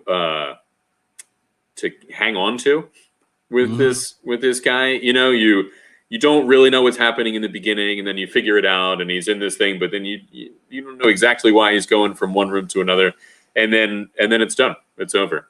I thought the best part was the beginning and the end with the Dragonfly character addressing it was the Crypt Keeper, just kind of like bookending the story. That part was cute. Actually, did you know that?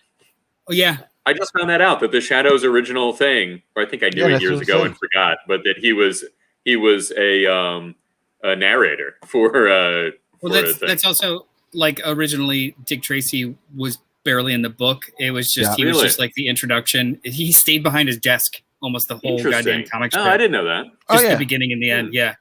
But also Will Eisner did that with the Spirit a lot. The Spirit very often would just come at the beginning and the end of the That's one of a story that I always think about is that one where they go back. There's like the guy isn't even a main character in his own story. He's like is the reveal where I think it's one of the classic Spirit. So we have it's noon. I'm gonna open up the shop. No one's here yet, but whatever. We've got 2 more books that I think would be really cool to talk about. However, DJ Annex is new to the stream, so he has a couple of like random questions that might be fun conversation topics. Would you guys like to attack them now? And also, too, this would be a good opportunity as a primer for maybe new listeners or new watchers, like just like some basic questions about us, or like our preferences.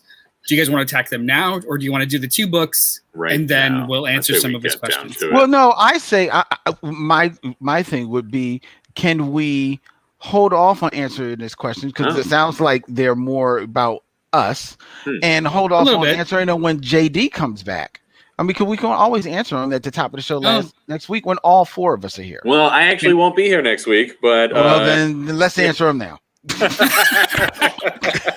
All right, they're really quick ones. So, you talk about it again. 2 big questions: comic books, DC or Marvel. This is going to kind of like I don't think anyone's going to pick one or the other. Actually, Brian might, but I think he will. I'm not I don't even really like picking fair. I just enjoy things. I like one more than the other, but it's not an either or. I feel like that's the answer. You're a DC guy. Oh, definitely a DC guy. But I also really like a lot of Marvel stuff. You know what I mean? Like, Brian, get off the fence and just choose. No, I mean both areas. There are times. I'm taking the fence down. There are times when my pull list has more DC books, but I tend to enjoy more Marvel books. That's pretty much it. Like I read them both with equanimity. It's just I usually have more Marvel books. So you also like both. In stark I do like both. I do like both. However, I do like both. However, if I was to be put on a fence, like one's got to go away forever and one is the only thing you could ever read again, it'd be Marvel. Yeah. No, I mean, I was saying Marvel. In the I would say way, Marvel. Yes. You would say DC. Len would say trades. That's it. Trade paperbacks. Len only reads 2000 AD trades. No, for real. Like if you had to pick Marvel or DC, let's not even have the conversation about other publishers. Right now. Which we're not. But if I had to choose, it would be DC. He's the bad Tribble. And well, I'm the bad Tribble, and if for no other reason, my daughter kneels at the altar of DC, and all she ever says is because this is how my dad raised me. He raised me to love comic books, and she loves comic books, she loves anime and everything like that. But she's a DC girl first and foremost, so cool. I gotta back her up. So I'm DC. Yeah, I mean, at that point, you're pot committed for the rest of your life. Yep. And for the rest of hers. Just all of your entire lineage. Now you have to be DC. Doesn't matter. Generation after generation. Trust me. I am fighting my son-in-law because he's got this Spider-Man poster over my grandson's bed because he's now mature. He's aged out of the Batman crib that I got him. So he got him a bed and he's got the Spider-Man poster. I'm like, okay, so I just need to send some updated Batman stuff. That's fine. I'm gonna handle it. Trust me, dog. You ain't going to get the Spider. No webs on my grandson. Ears. We can answer this for JD considering his son's middle name is Parker. Oh, yeah. I thought it was Parker Lewis Can't Lose, the 90s TV show. No, he's not that big of a Korn Nemec fan. Wow, deep cut. He is a fan. Is that the guy who played the titular Parker Lewis? Yeah. Ooh, that was nice, Noel. He's definitely if you had to pick one of the two, it'd probably be Marvel. Yeah, like he's a Spider guy Flash through and through. Also, he's a guy who really his top two are one in one company and one in the other. True, but his top two are Spider-Man, Peter Parker, then the Flash. I'm just telling you, he's a Spider-Man guy all the way. Are you saying Spider-Man and Peter Parker as two different, or are you saying which Spider-Man we're talking about? No, I'm saying he likes some. He also might pick like John Constantine over Wally West on some occasions. You're right. That's true too. But no matter what, if you were doing a hierarchy, it would always be Spider-Man / Peter Parker at the top of it. It would be. Yeah, it's true. Yeah. Not a big Ben Reilly guy. JD. He loves Ben Reilly's costume. It is a cool costume. Also, May Parker gets to wear it in future. Quick follow-up question. I'll let you guys answer this first while I go unlock the door. Okay. Big screen, DC or MCU? Go. Please. That's not even the modern era. It's MCU is like just so. As much as I want DC to be as good as that is, and DC has had. I mean, the Christopher Reeve Superman is like untouchable for the time that it came out. But a lot of caveats. Yes, Noel is correct. It's untouchable for the time it came out when nothing else was comparable to it. No. I mean, in the sense of like it has aged some. It's a little jokier than I would, than it is in my memory. You know what I mean? Like you kind of bring things along with you into the present. I think people remember Christopher Reeve more than they remember those movies. I mean, that's what's fine about those movies is he is what's up. Everything else is like, all right, whatever. But he's Superman. You know what I mean? Like he is the epitome of Superman, and that counts for something even still. But the MCU movies are just right now so much better. And right I would now, love it to be and different. For the last 10 years. Yeah. And they're superior movies. Now, that doesn't mean that all of the stories are the greatest stories ever told. All of those characters are better than all of DC characters. It's not that binary, but as it comes to produced films in a shared universe, there is nothing that matches their level of competency. And they just did comics in the movies as opposed to, as many people as love Christopher Nolan, but that was definitely Christopher Nolan's version of Batman, Oh, yeah. And that is something that movies had a problem with for a long time. Was it always seemed like they're like, we'll do a superhero movie, but I can make it good instead of this crap source material that it comes from. And Marvel was just like, yo, let's do Captain America and Iron Man like they are in the comics, and built a cohesive universe. And I think Christopher Nolan's movies had something to do with that not happening too for DC. Like that was so separate and real world and whatever. And it could have gone a million different ways, and hopefully will in the future. There will be something DC based that is like this would be awesome, but who knows? Hashtag restore the Snyderverse. Hey, that would be great if that movie is awesome. No, you know what I mean? Stop it. It would be awesome. We're good. It's fine. It's over. Len, that's what I would have said. You know what? After the whole Snyderverse thing, I might not make that mistake again. I was like, there is absolutely no way that's happening. You people are barking up a tree that doesn't even exist, let alone is it a wrong tree. And yet here we are. It's being made. So, who knows? Yeah. It's not even a question. It's the MC. Yeah. Especially since he specifically asked about big screen, which is feature films. Right. And the MCU feature films are like light years beyond anything that Warner Brothers or DC has done. Doesn't mean that DC hasn't had bright spots, like you mentioned, Christopher Nolan's Batman series, the first two Christopher Reeve Superman movies. Let's not forget Wonder Woman and Shazam, which were both bright spots on their ledger as well. But that doesn't they can't hold a candle to what Marvel did. And I'm not even just talking about the synchronicity of their shared universe. I'm talking about some of their individual films. Like I can sit and watch almost any one of those Captain America films and be like, and have a very good time watching the screen. I enjoyed Doctor Strange. I enjoy a couple of the Iron Man movies. I bet you even like Iron Man and maybe Captain America more than you've ever liked them in the comics. That's the case. That's how it is for me. Iron Man, definitely not.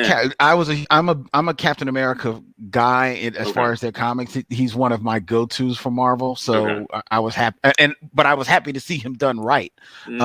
Especially considering like the only live action Captain America I had was from the 70s, which was god awful. Motorcycle helmet. Yeah, evil Knievel Captain America. But yeah, it's not even a question. The MCU is just like bananas. They've done a very good job. Yeah. Ain't even a question. No. Now, if he had tied them together, if he had did big screen and small screen together, animation included, then you'd have an argument. Set of questions. You'd have an argument. Yeah. So yes, we got two books real quick that we want to talk about. Let's talk I'm about. gonna do it with a mask on. Cool. So the first one the second to last book we're gonna talk about is Carmen #1 by Image Comics. This was written and drawn by Gilliam March of Joker fame. Solicitations are as follows. Spanish writer and artist Gilliam March takes up his pen for an edgy new 5-part series about a highly unconventional angel named Carmen and the young woman she takes under her wing when a case of heartbreak strikes her hard. Packed with surprises and metaphysics, this gorgeously drawn series deploys tenderness and humor as it dives deep into topics that matter. So, I was off air really quickly. I was talking with Brian before Len showed up because Len doesn't like this. Sometimes you read something and you recognize the artistry, you recognize how beautiful it is or is trying to be. You get what they're attempting, and you agree, like, cool. However, it just doesn't really do anything for you. Right. It's almost like I get how wonderful this is, but I just didn't connect with it, and it just didn't really. It was beautiful, but I didn't enjoy it. Is that? Is that like, it's just such a weird fine line because there's stories like this that I've read. Day Tripper, we just finished. Yeah. That was similarly like this, where it originates in another language, so there's still a little bit of a barrier, even though it's translated. It's ethereal. It's very European. It has to do with a kind of third person, omniscient, afterlifey, or the summation of life kind of scenario. That I connected with. This I didn't. What did you guys think? Brian? I liked it. I didn't say I didn't like it. What's that? I didn't say I did. It's so weird. Like I just want to fine line it. Like, yeah. Oh, you know what? Number one, shit. What did you guys think? No, I liked it. I was drawn in on the first page. I really like this art. This kind of abstract circles and lines kind of thing.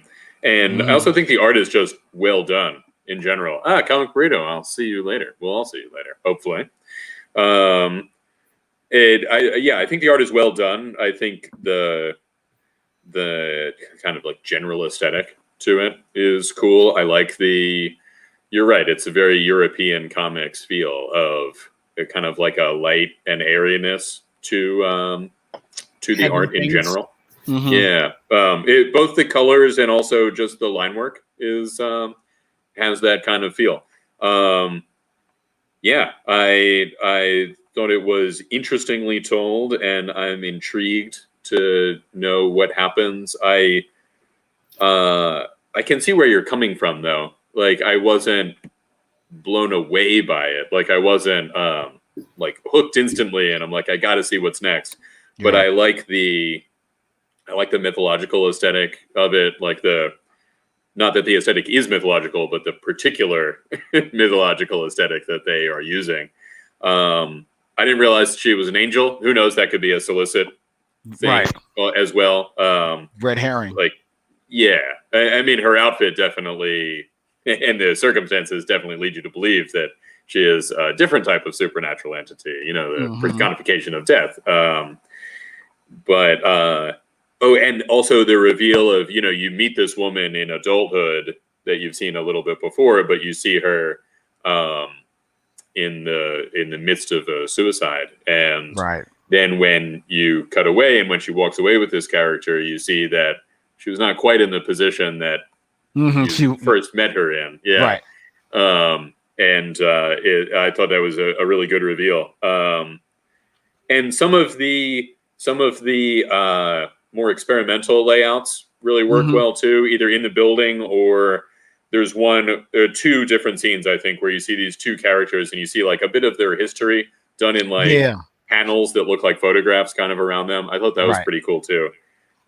So yeah, overall, it's interesting. And the main character, presumably this woman, is, takes to this realm quickly, and I thought in a visually interesting way. Yeah. So yeah, what do you think, Lynn?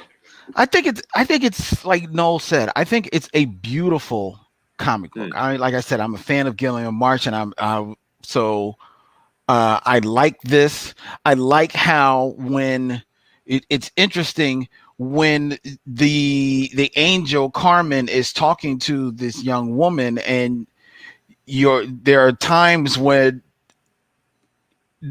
not necessarily the panel itself, but the art in the panel is slightly askew, almost like you're almost like not on solid footing a little bit. So I liked it, I liked that uneasiness, he was able to put across to me, and I felt it in reading the comic book. It gives the Carmen character kind of an otherworldly feel as well too, or everything kind of, Yeah. So it just leaves you like you're unsure. You're not on. You don't know what is reality, what isn't. So I thought that was well done. The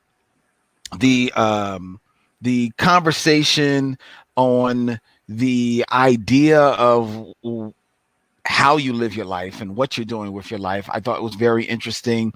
I thought it's a very interesting comic book, but like Noel, I think at the end of the day, it doesn't sell it, because I think so much is shown, but then unfortunately Gilliam March, and I don't know how often he writes, he has written comic books, but a lot of artists early on in their writing career, as great an artist they are, they overwrite and they put in too much dialogue, right? And I felt that there were times where this book could have pulled back and just shown a little bit more than tell. It's a little denser. I thought especially those first two, they're not the first 2 pages, but they're in the very beginning that I was mentioning earlier, that the like circles and lines kind of thing. Yeah. That almost turned me off to the book for that reason, because it's visually, the artist, like art-wise, is very dense. There's a lot going on, and there's just like 3 longish text boxes, and then a page, and then 3 longish text boxes, very similar again. And that kind of does have it casts that shadow on the book in general. Like there's, especially being the opening page, you know. Right. Yeah. But overall, I think it's a very interesting. It's enough of an interesting story that I wouldn't mind returning to it. Especially hearing it's 5-issue limited series, like exactly. I could be in for that. Yeah. Yeah, I'm down for that. I think it will. I'll be interested to see where it goes. It's another story that kind of just ends, so it doesn't really. It doesn't really like crescendo. It doesn't really like lead into whatever the next issue is. So that tells me that one, this will definitely read better in a trade. But fortunately, the artwork and the story are interesting enough that I'm gonna go along for the ride. Even though not much happens in this story, it is still very effective the way they pulled the story off. So it sold me. I think it would be a good fun read not a fun read. It's definitely for enjoyable story. Enjoyable, but it's definitely for a maturer comic book reader. Yeah, definitely. Yeah, because we should say that there is a lot of nudity in this comic book. Oh, that's true. It's almost entirely, and it's also a really cool look for her, the main character, she's completely nude because that's how she was when that suicide was Carmen attempted. came across her. Yes. Put it that way.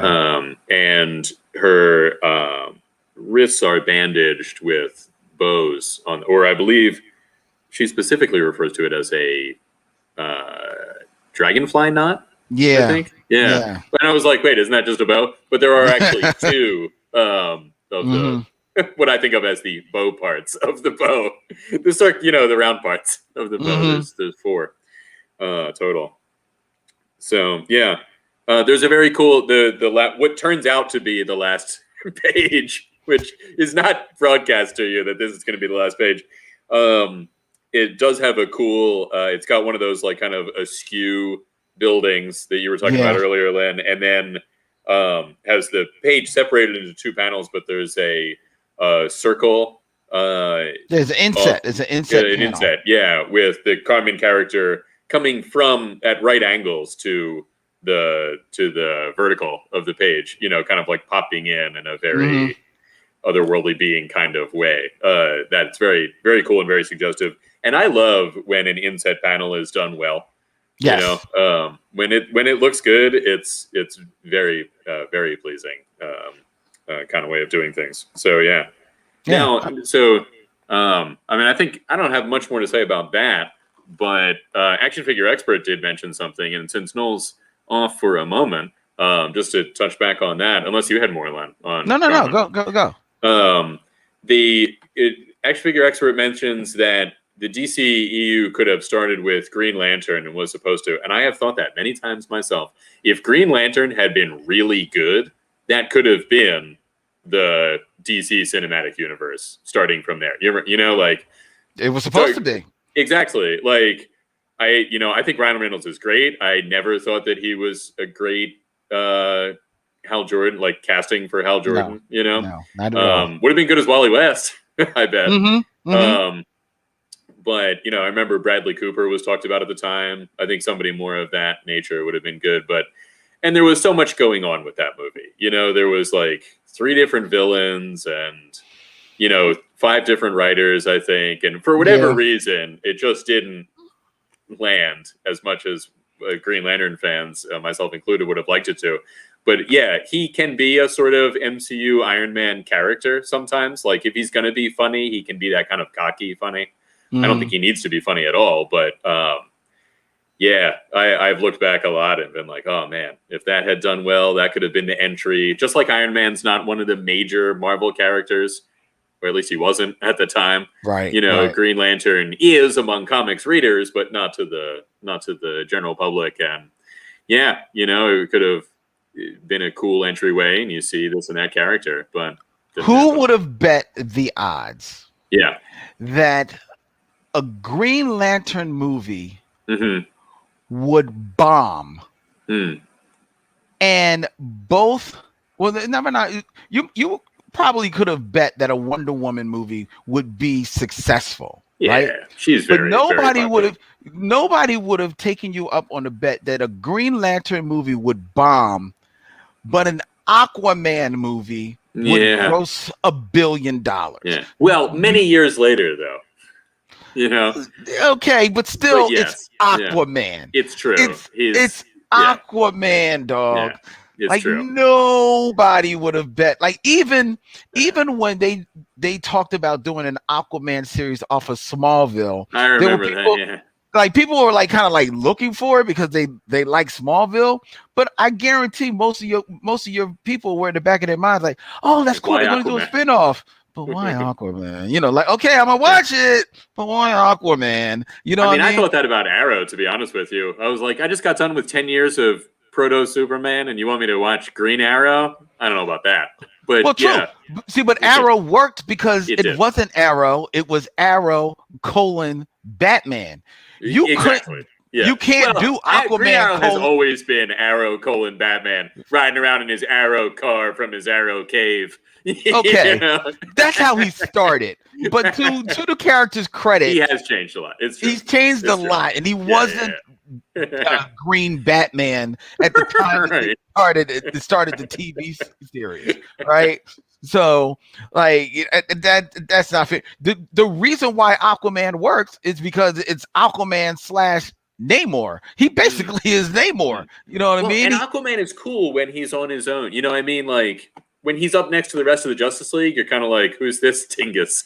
Like, why is he with them?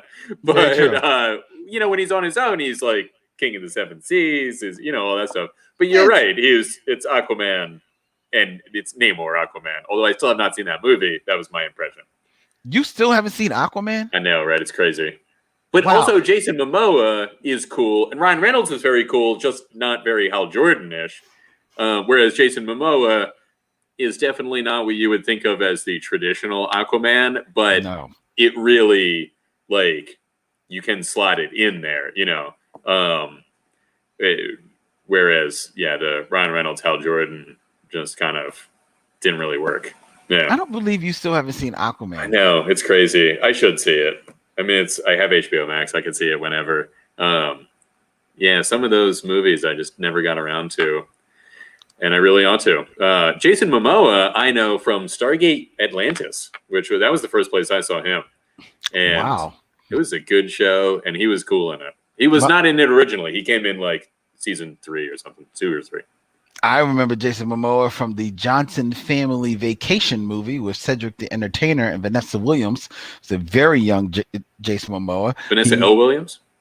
Yeah. Yes. Well, she's the Vanessa Williams. There must be like a very much older Vanessa Williams who was already in SAG or something. Oh no. It's not. She's not older. It's just that the one who got in her SAG card got hers first. She's not that much older.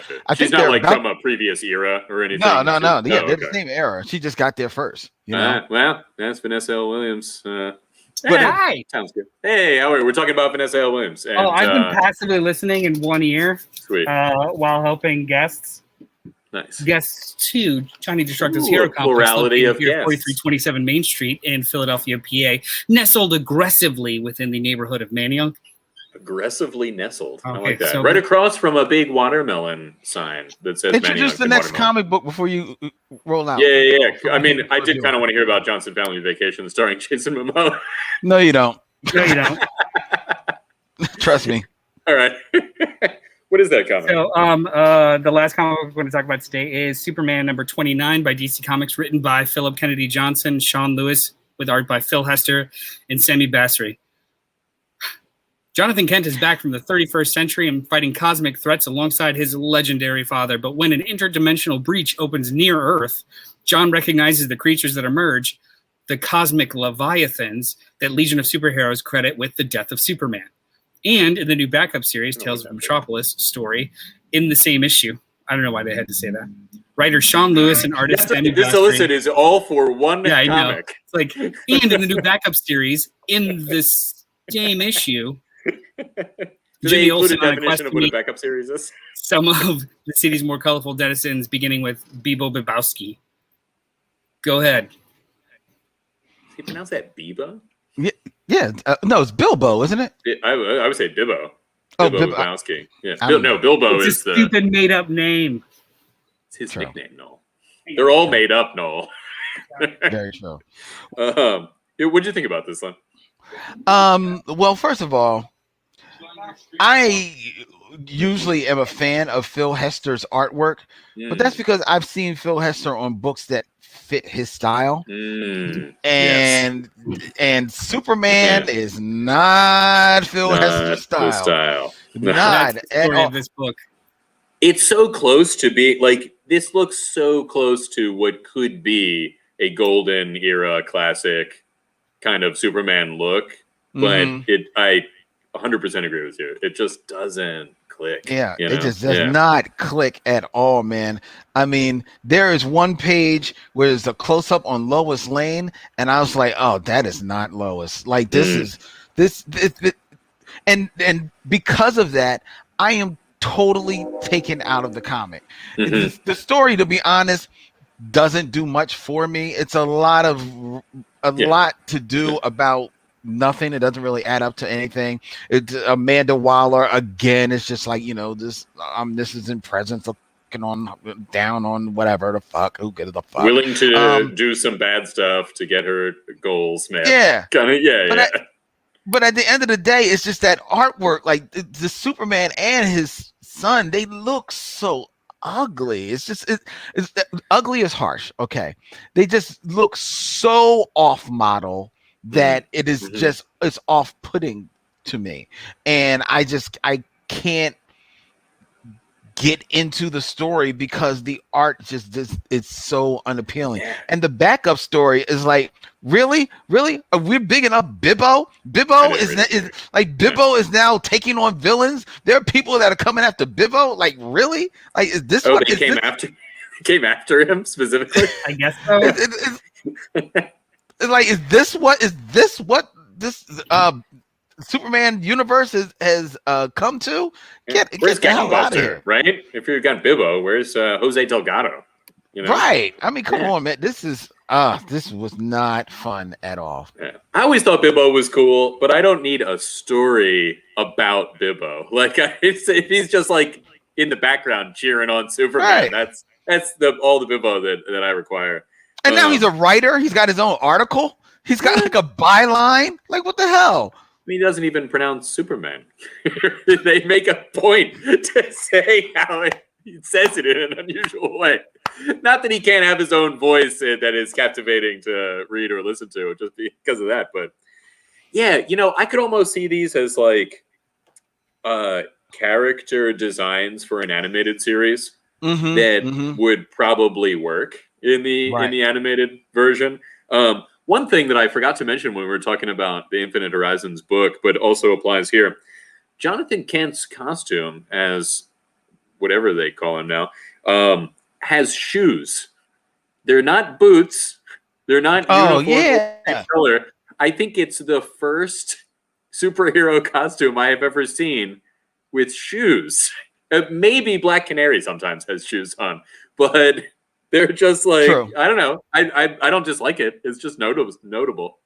And you've definitely. I just noticed also this story is called The Golden Age, and there's one scene where I'm looking at Superman, and he's in a very like Max Fleischer kind of or very early Superman pose where he's punching, but his legs are kind of spread as though he is running in the sky. You know, that kind of thing. I am a little underwhelmed by the idea that, oh, Jonathan Kent knows that Superman is going to die now, but we have to deal with that. Like, I mean, I didn't think he was going to die anyway, but we just got through the future state where we saw him living for a long time, and that is typically what happens with modern Superman, is that he continues living for a long time, and for them to codify like, oh yeah, the Legion of Superheroes knows exactly when he dies, and this is it. I was kind of like, all right, I guess. But yeah, I like the lines on Jonathan Kent's costume too. I'm glad that they're gone from almost everybody's costume, and hopefully the Flash is soon. But they work on his.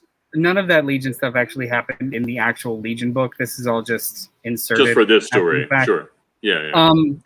We decided to talk about this book because it's the first book since Bendis ended his run, and everyone was so viscerally upset about that for no goddamn reason whatsoever. Thought like, let's talk about the new restart past future state. And I agree with you guys. This was wildly underwhelming. From art to plot, it was just like a bucket of fine. Like, okay, there was nothing. There was no real gravitas to it. There was nothing really to like hook on other than some tropes. Phil Hester is really good with grounded or horror stories, but when it came to like doing the grandiose superhero stuff, it feels oddly pedestrian. Almost like a little cartoony. So it surprises me to hear you say he's really good with the horror stuff. Cartoony can have weight. Cartoony can have, definitely it can. But this, I wouldn't even say the problem is that it's cartoony. I think it's just... it just surprises me that you go to horror for his, like, given that this is the most recent thing. Here. The most recent thing that he did that I thought was successful was The Family Tree with Jeff Lemire, I believe. You're right. And those were heavy lines. There were shadows. His figures worked in that kind of horror shadow style. And he also, his style worked with Green Arrow back in the day with Kevin Smith. There's like a grounded nature to his stuff. And doing cosmic monsters and full on like superhero fights. It really didn't work for me at all. Nope. Yeah, I can see that. There isn't a lot of sort of imposing power to these monsters either, that are coming through this thing. You don't really get a sense of like, it seems like they wouldn't be that hard to deal with for Superman, they're not big on the page. I don't have the book in front of me. What's the page count? Was this even a full issue with a backup, or was it like half of? Because it felt the backup so is in light this same issue. Quick. Yeah, but the backup is probably like a good 8 or 10 pages. So it's a traditional backup. I think it's like 24, 23 pages for the main story, including the cover and that kind of thing. So so it's a full. I was like, oh, Bibbo, and then I did not read any further. I do like the idea that Jonathan Kent is like, well, you're Superman. I'm not just gonna take over as Superman. Like, that's who you are. It's not a job that you just hire the next Superman. That was pretty good. It's not a point of view that's usually presented in comics. Well, that's because it's kind of like, who would be the next Batman? What's that? Superman doesn't usually have a son. That's a good point. In most comics. It's an excellent point. Yeah. They do talk about that in Batman. Sometimes, like, that's how they knew that Nightwing, people just surmise Nightwing's kind of close to Batman. Oh, this is probably that old Robin. Well, yeah, but I mean, they say like, well, after me, somebody else will be Batman. But here, Jonathan Kent is like, well, after you, there won't be a Superman. Like, you're Superman. I'll be somebody else, Then take the S off your chest if you feel that way. Shut up. It's a Kryptonian symbol. It just happens to look like an S. Yeah, but he knows he knows. It's true. He knows exactly. And it's not even the Kryptonian symbol. He's done his own version of it. Exactly. So no. Yeah. So shut up. Get another symbol. Take it off, you corny bum. But I know this just was not. It was, and for it, Yeah. you referenced the title for it to be called the Golden Age. Yeah. It's Good like point. this There's doesn't. nothing golden age about it. Yeah. Yeah. Unless Uh-huh. it just dawned on me, especially because you said about how some of the posing looks like evokes the old Mm-hmm. Max Fleischer cartoons. Mm-hmm. If you then pull back, does this feel like a bit of a Fleischer cartoon in that Superman is fighting underwhelming villains as he did in those cartoons, and had to wrestle with them for at least a couple of frames of film before he ultimately just said, okay, enough of this. I forgot who I was for a moment. Let's just playing for the cameras a little. Exactly. So maybe, and I think the golden age might be about also this is like the time when Superman is still alive. This is the, from Jonathan Kent's perspective, it's that kind of thing. But it doesn't feel like, even that what you said is very charitable towards it being called the golden age. So, I'm trying to give them, an out here. Yeah. You know what I mean? Yeah. Because I just don't want to say that y'all like screwed the pooch here. Yeah. But I'm looking forward to Action Comics to see what the other main Superman book will do with this is the new Superman thing. Yeah, because sometimes the books, sometimes you follow Batman, or sometimes you follow a detective, sometimes you follow Superman, sometimes you follow Action. So. Right, and you might get both of them every month, but one of them is you're like, this is what's going on with Superman right now. The other one's like, that's another Superman story that's happening. The shame of it is, and it is that this is a new launch of Superman, and actually the new launch that I wish that we had talked about today, and I know was Wonder Woman. Did you read? I'm really looking forward to reading that. I haven't read it yet, but it looks cool. I'm letting you know right now. Yeah, someone who has powered through a lot of Wonder Woman relaunches, ladies and gentlemen.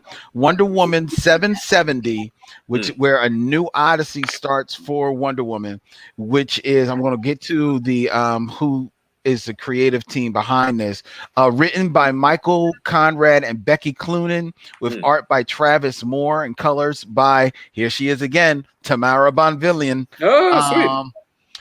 These are good colors too, actually. I really like the palette that is chosen here. I'm telling you right now, that Wonder Woman book is one of the most freshest original takes on the character that I have read in a long, long time. It was a really, and it's a gorgeous fucking comic book. Oh my God, it's gorgeous. It looks really cool. And they've even got a cool, speaking of Golden Age kind of thing, this is more Silver Age, but on the cover, vexed by the Vikings of Valhalla. It's a very, very the Silver Agey kind of title to have on the cover. Yes, it looks really good. I'm really interested, and I was going to try to read it before this and maybe do a Thunder round, but we didn't do that. So, yeah, you know what? But that's the thing with the Superman comic is it doesn't feel like a new start. No. You know what I mean? I know Jonathan Kent's been around for a while now, and that's what's happening with Superman right now, but it feels very, very in its existing continuity, right? Like, Jonathan Kent is not something that everyone thinks of when they think of Superman. Right. The son, Jonathan Kent, Right. And there's, it doesn't have like a bold new take or feel or whatever to it. We were mostly vamping while you. I am selling everything today. That's good. All thing must go. Nice. People are coming in and like, go ahead in the window. What's up? The one thing I will say, last thing I will say about the Superman, to your point, the shame of it is that, especially coming off of Bendis's run, this feels like the beginning of the lull between them signing another big name till the next cool thing. Of Superman. It has a filler feel to it. It feels hella rushed too. So, from what I understand, Philip Kennedy Johnson was doing all of the Future State stuff, and they there wasn't plans to continue past that, but they asked him to stay on the book. And this, like, he's doing both Superman and action for like this larger kind of arc. But well, that answers that, Len. yeah, I was also just saying, think like, that, I hope action's really good. I don't know. It feels it's a whole lot of fine, just whatever. Did you notice also there seem to be two versions of the cover? I mean, not in the traditional way that there are multiple versions, but there's the main cover image is him. Superman is like in a ghostly kind of appearance, being pierced by these claws. But I've also seen the same cover, but with Superman colored normally, pierced by those claws. I don't know and why. It seems like they changed it at the last minute. I don't know. Maybe it was a little too murderous. Yeah, that's what I was thinking.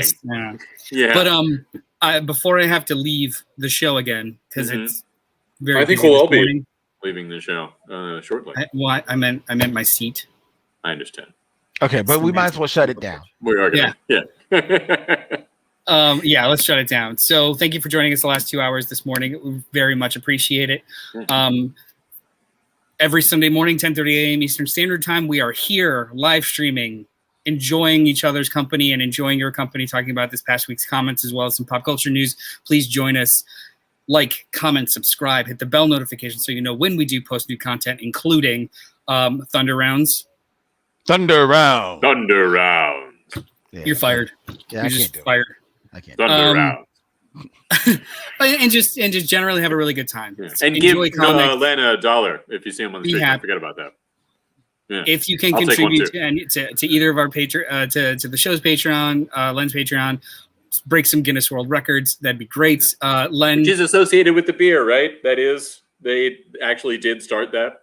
The beer people. Guinness. Oh, absolutely. So. Yeah. No, let's not even bother checking that. It's just true. Yeah. Len, I think it is. I'm not kidding. You can hit me up at any place and every place you find Black Tribbles, or look up the Bat Tribble on all your social medias. Holla at a Tribble. One love. Brian? Hi. I'll see you guys later. I'm at BrianLeaveDesign.com, as we talked about earlier in the show. Excellent website. It's one of the best I've ever seen. And my name is Noel. All the websites you've seen. I'm just going to power through it. My name has been Noel. It continues to be Noel. The whole show, and then after it too. You can find me on social media at Mr. Bartocci, BARTOCCI, and anywhere you find CultPop stuff. So we'll enjoy the conversation, carry it on there. Thank you for joining us. We will talk to you guys later.